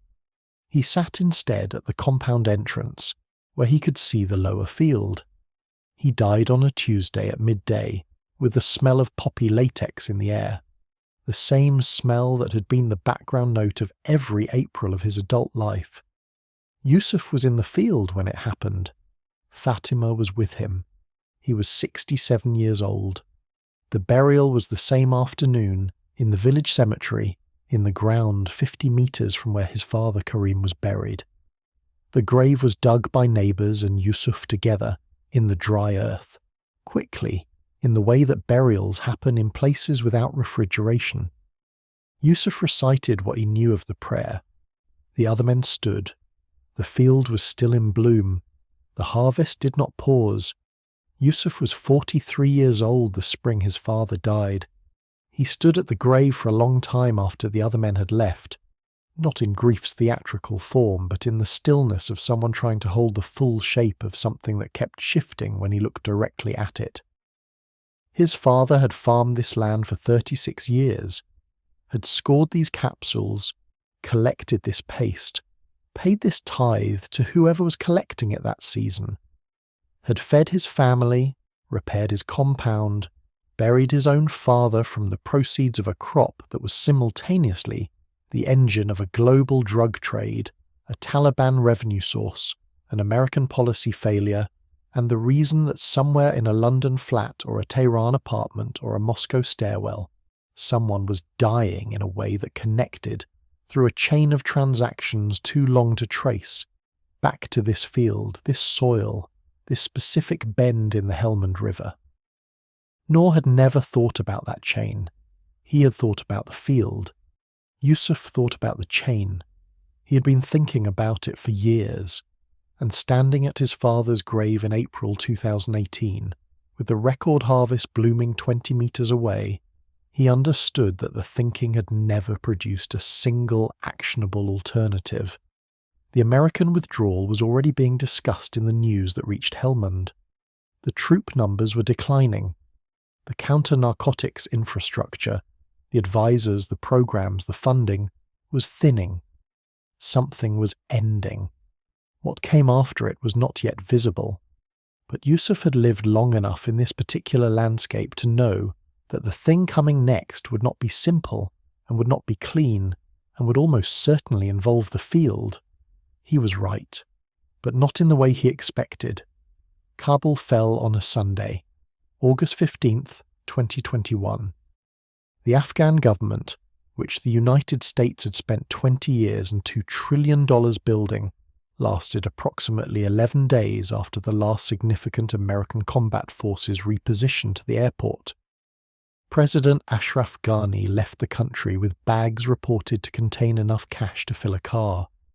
The presidential palace was occupied by Taliban fighters who sat in the carved wooden chairs behind the carved wooden desks and were photographed there, their rifles across their laps, with expressions that conveyed nothing interpretable to the Western cameras broadcasting the images. The collapse was total, and it was fast. Districts that military analysts had projected would hold for months fell in hours. Afghan army units that had been trained, equipped and funded at a cost of $83 billion put down their weapons and went home. The speed of the dissolution suggested that the edifice had been hollow for longer than the final days, that the weight-bearing structures had been rotting for years while the exterior maintained its form. Within 72 hours, the Taliban controlled Afghanistan for the second time. The international response moved through predictable stages: shock, condemnation, emergency evacuation, debate about lessons learned. What received substantially less attention in the immediate coverage was the question that had defined the country's relationship with the world for 4 decades. What happened to the fields? The Taliban's first months in power produced no clear signal on opium. Local commanders in Helmand and Kandahar issued statements that were ambiguous and inconsistent. Some farmers reported pressure to stop planting. Others reported no contact at all. The international community, preoccupied with the humanitarian emergency of a collapsed state and a population sliding toward famine, was not in a position to monitor agricultural policy in Taliban-controlled provinces with any precision. Then, on April 3, 2022, the Taliban Supreme Leader Hibatullah Akhundzada issued a decree. Poppy cultivation was banned, again, framed in the same Islamic legal terms as the 2000 decree, enforced through the same administrative structure: local governors, religious officials, village-level representatives. Violators faced crop destruction and, for repeat offences, more severe consequences that the decree left deliberately unspecified. The farming communities of Helmand received the decree with a response that mixed compliance and desperation in proportions that varied by district. Some farmers had already planted their spring crop. They received orders to destroy it before harvest. Some did. Some fled the district before enforcement arrived. A small number attempted to harvest anyway, and reported that Taliban officials arrived within days of the first scoring to destroy the remaining crop. The UN Office on Drugs and Crime conducted its annual Afghanistan Opium Survey in the summer of 2023, covering the first full growing season under the ban. The numbers it published required a second reading. Cultivation had fallen by 95%, from 233,000 hectares under poppy in 2022 to 10,800 hectares in 2023, a collapse in scale that exceeded even the 2000 to 2001 ban year. Total production dropped from an estimated 6,200 metric tons to 333 metric tons, a reduction so extreme that it constituted the single largest one-year contraction in global illicit drug supply ever recorded. The streets of European cities registered it within months. Heroin prices in the United Kingdom, which had been stable for years, began rising in late 2022 and accelerated sharply through 2023. Supply disruptions appeared in the Netherlands, Germany, and Sweden, countries where heroin markets had operated at consistent price levels for a decade. Iranian trafficking networks that had maintained reliable supply pipelines for 40 years reported shortages that forced them to source from secondary suppliers at higher cost. The ban was working with the same brutal efficiency as its predecessor. The question it immediately raised was identical to the one the 2000 ban had raised. Why? The Taliban's public answer was religious obligation. The same answer as before, and as before, the religious framing was genuine enough that dismissing it entirely required ignoring the movement's consistent theological commitments. But the timing, the implementation, and certain details of the enforcement pattern suggested a second layer of logic operating beneath the stated one. Independent analysts and former intelligence officials, examining the available evidence in the years following the ban, converged on a hypothesis that reframed the entire picture. The Taliban had spent 20 years taxing the opium economy. During that period, and particularly in the years of record production between 2015 and 2021, they had not merely collected tax on current production, they had accumulated stockpiles, warehoused product, held in reserve, with the patient logic of a commodity trader who understands that the value of what you hold increases when supply contracts.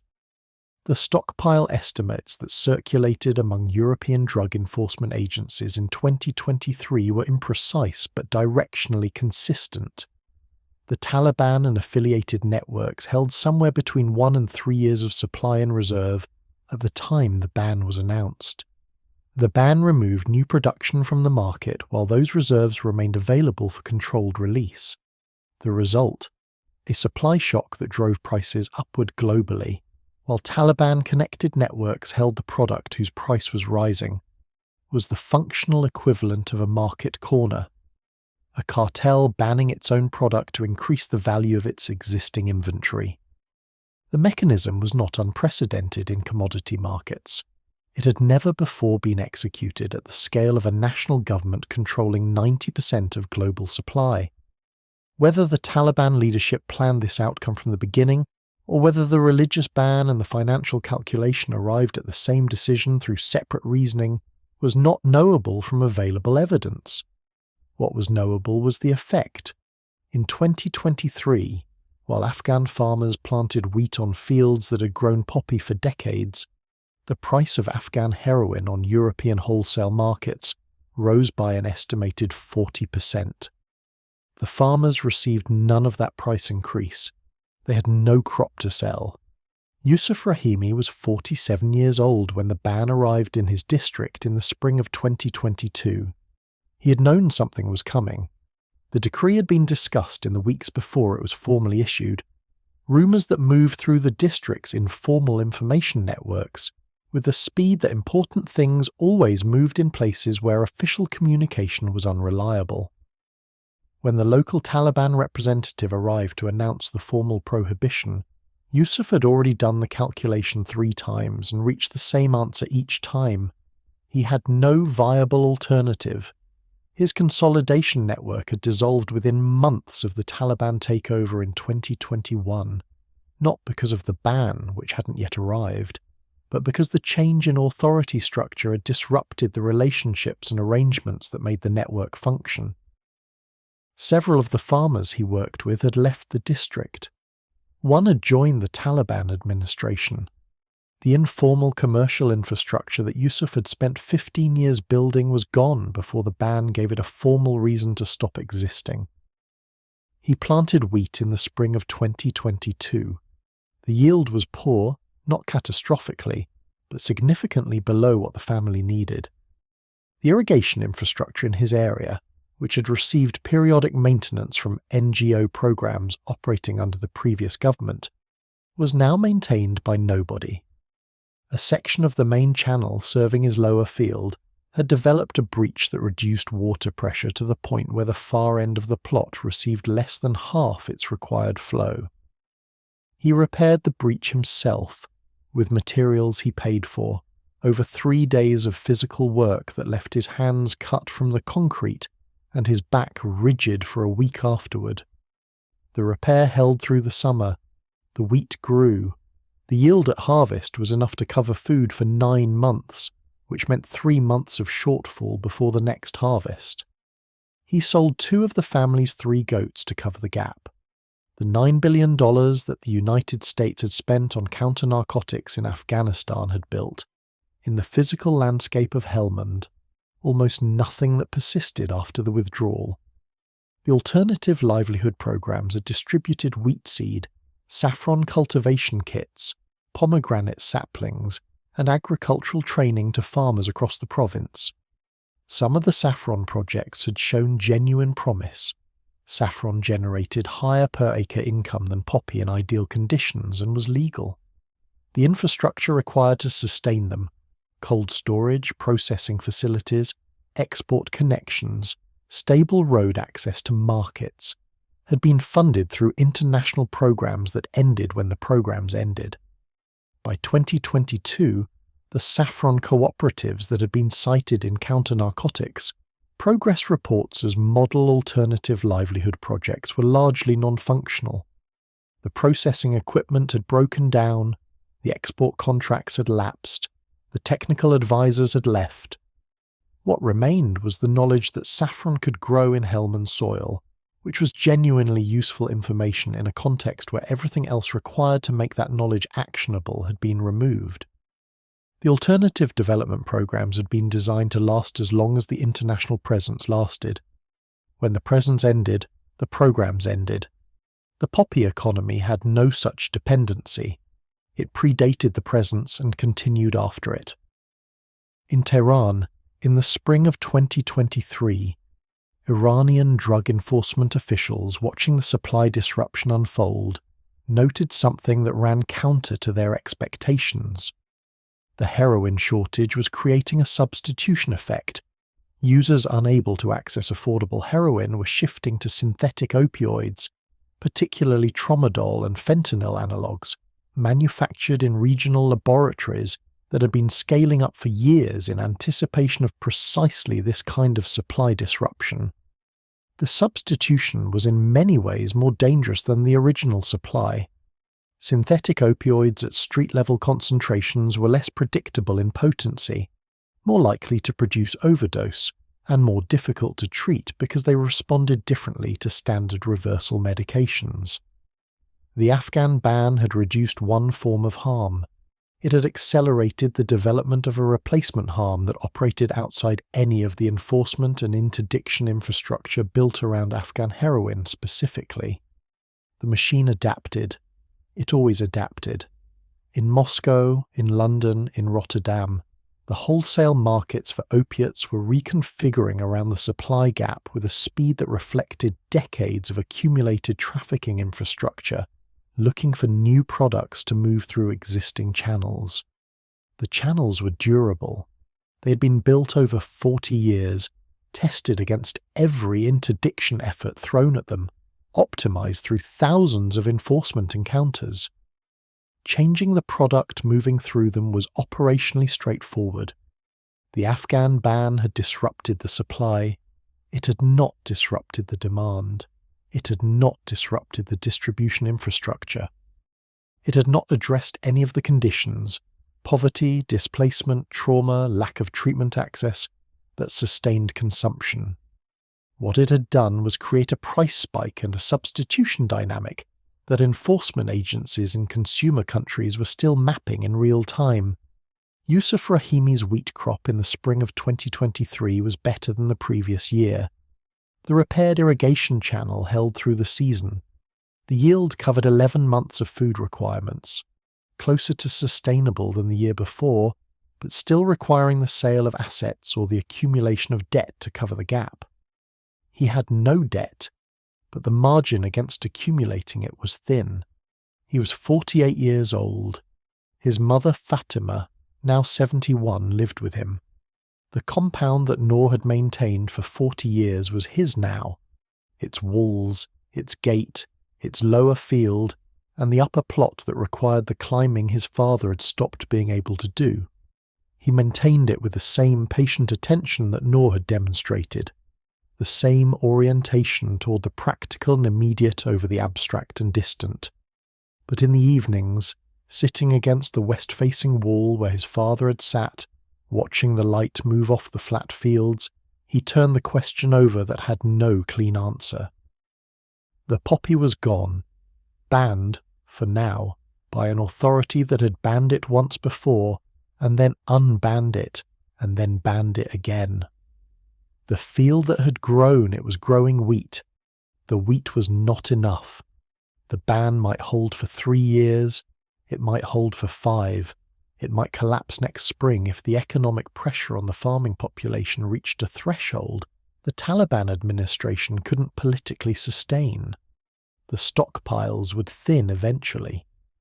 The price premium created by scarcity would, at some point, make new production attractive enough that enforcement would face the same structural problem every previous enforcement effort had faced. Too many farmers, too much land, too little alternative. He did not know what he would plant next spring. He was watching the field, the way farmers always watch fields, for signs, for signals, for the information that the ground gives up before the decision has to be made. The field was quiet now, brown from the harvest, waiting for rain, giving nothing away. Look at the image again. Helmand Province in spring. The flat plain running toward the brown mountains. The pink and white flowers heavy on their stems, moving slightly in the pre-dawn air. Children at the edges of the rows. Farmers with blades. The first time this image appeared in this story, it looked like a paradox. Beauty in a place associated with violence, abundance in a country associated with poverty. It looked like something that needed explaining. Now the explanation is complete, and the image looks entirely different. Not beautiful, not paradoxical, mechanical. Every element of it. The flowers, the farmers, the children learning the technique, the morning timing of the work, is a component in a machine that was assembled by decisions made in offices on 4 continents over the course of 70 years, by people who never stood in this field and never would. The machine was not built by Afghanistan, it was built around it. The full architecture of that machine, assembled from everything this story has covered, has a shape that becomes visible only when viewed from sufficient distance. The British Empire established the commercial logic that opium was a commodity like any other, subject to market forces, tradable across borders, valuable enough to go to war over. Colonial infrastructure in the region normalized the large-scale movement of opiate products through South and Central Asia 2 centuries before the CIA arrived. The Cold War provided the industrial catalyst. Operation Cyclone didn't create Afghan poppy farming. It weaponized an existing agricultural practice, removed every constraint on its expansion, and built the supply chain infrastructure that would outlast the war by 4 decades. The ISI provided the institutional architecture. The Mujahideen commanders provided the enforcement. The farmers provided the labor. The CIA provided the protection from interference. The civil war of the 1990s embedded the opium economy so deeply into the social fabric of southern Afghanistan that by the time the Taliban arrived, the crop was not a policy question. It was a fact of the landscape, as fixed as the river, as seasonal as the rain. The American occupation after 2001 completed the machine's final configuration. By reinstalling the warlords who ran the drug trade, by running eradication programs that destroyed poor farmers' crops while leaving trafficking networks intact, by spending $9 billion on counter-narcotics without addressing the structural conditions that made the crop necessary. The occupation created the conditions for record production while simultaneously funding the insurgency that record production financed. Every actor who touched this system left it larger than they found it, not because they were uniquely corrupt or incompetent, because the system had a logic that bent every intervention toward its own continuation. The financial geography of 40 years of Afghan opium tells a story that the political geography obscures. Estimated total street-level revenue generated by Afghan opium between 1980 and 2020, somewhere between $400 and $600 billion. The range reflects the difficulty of measuring illegal markets at retail level across dozens of consumer countries over 4 decades. Even the lower bound is staggering. Afghanistan's share of that figure was approximately 1%. The farmers who grew the raw material, who absorbed the physical risk of cultivation in a war zone, who navigated the checkpoint arithmetic and the eradication teams and the shifting authority structures, they captured less than 1 cent of every dollar the product eventually generated. The value concentrated upward through the chain, at each stage of refining and transport and wholesale and retail, into Pakistani laboratories, Iranian highways, Turkish brokerage networks, Balkan transit operations, and Western European distribution systems. Afghanistan provided the raw material for one of the most profitable illegal industries in human history. It remained, throughout that period, one of the 10 poorest countries on earth. The two facts are not unrelated. They are the same fact viewed from different ends of the supply chain. The $9 billion the United States spent specifically on counter-narcotics in Afghanistan bought, in terms of durable physical infrastructure, several hundred kilometers of roads that are now maintained by nobody, a number of agricultural training centers that closed when the programs ended, equipment distributed to farmers that has largely broken down, and a body of institutional knowledge about what does not work that was expensively acquired and largely ignored by each successive program that followed the one before it. What it did not buy: a single province where opium cultivation had been permanently replaced by viable alternative agriculture. Not one. In 20 years, with $9 billion, no counter-narcotics program produced a single province-level success that outlasted the program itself. The contrast with the Taliban's achievement requires no elaboration. It requires only acknowledgement. Yusuf Rahimi planted wheat again in the spring of 2024. The decision was not made from optimism or from principle.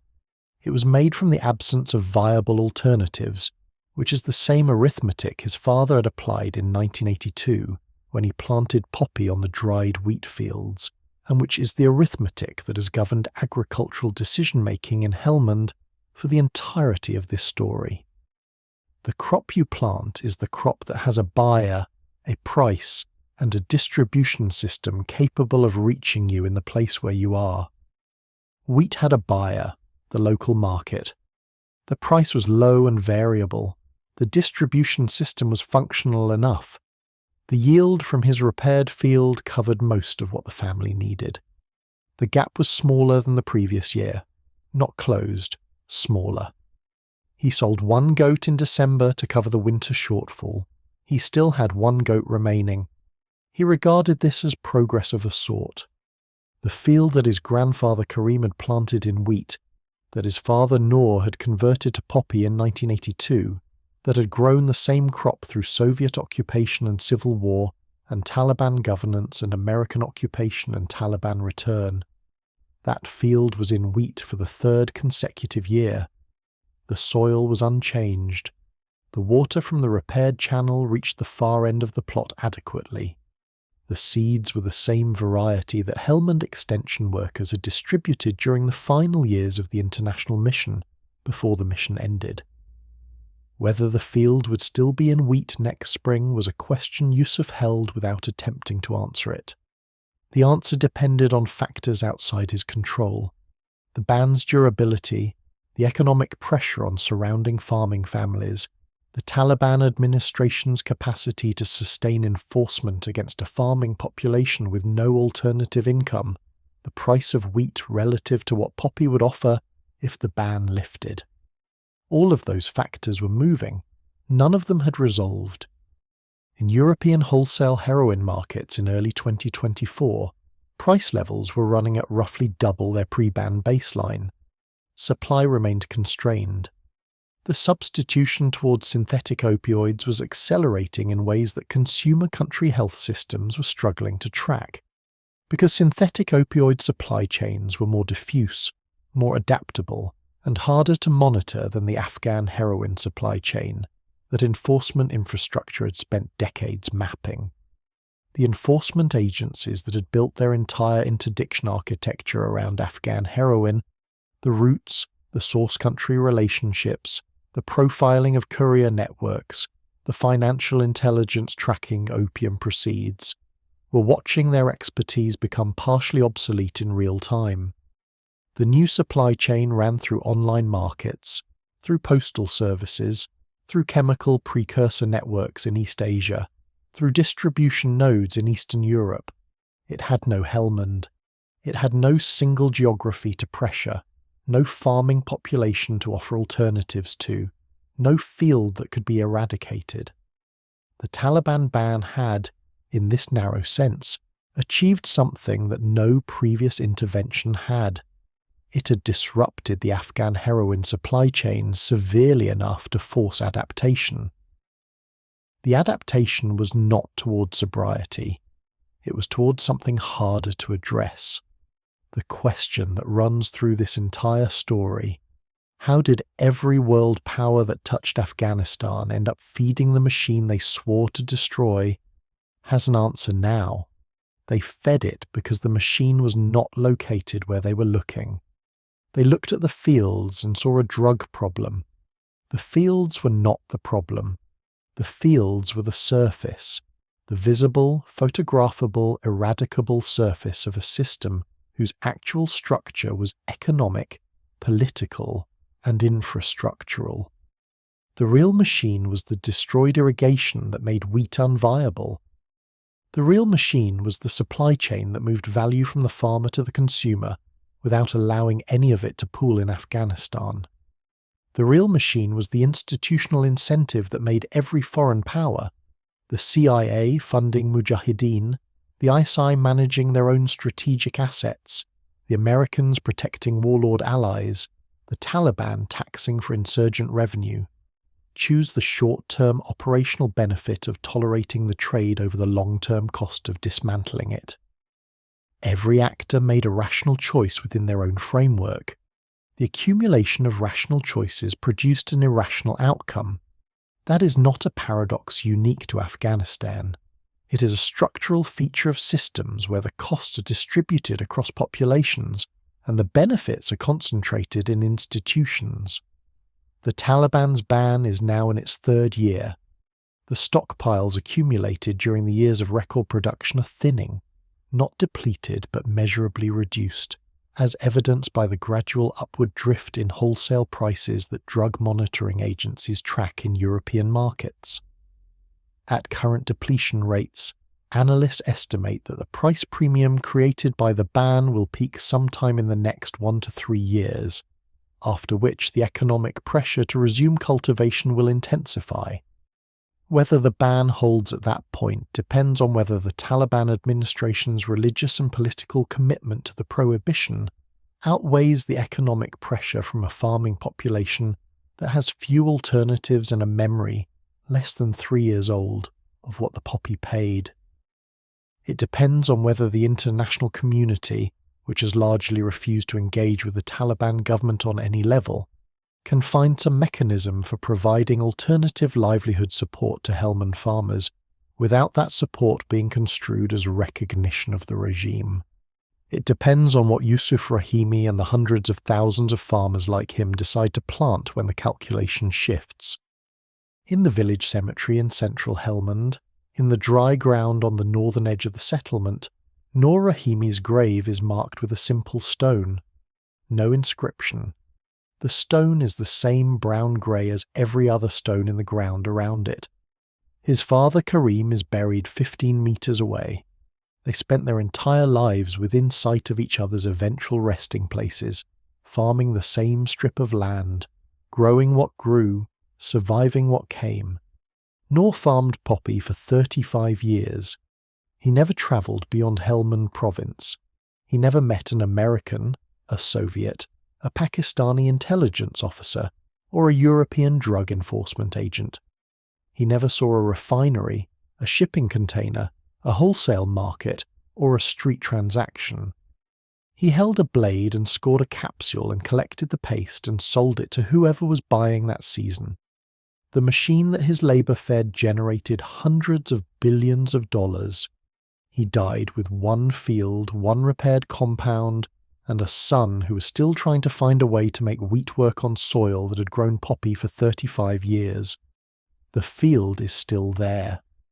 Brown now, in the between-seasons quiet, waiting for the decision that every farmer in Helmand is making privately, simultaneously, without coordination. The calculation that is simultaneously personal and global, immediate and historical, one-man survival arithmetic and the operating condition of a system that has outlasted every government, every army and every program designed to change it. Yusuf Rahimi is watching his field. The Taliban's ban is in its third year. The stockpiles are thinning. The price is rising. The wheat is growing. The alternatives are scarce. Somewhere in Helmand, someone is deciding what to plant next spring. The story isn't over. It's just waiting for April.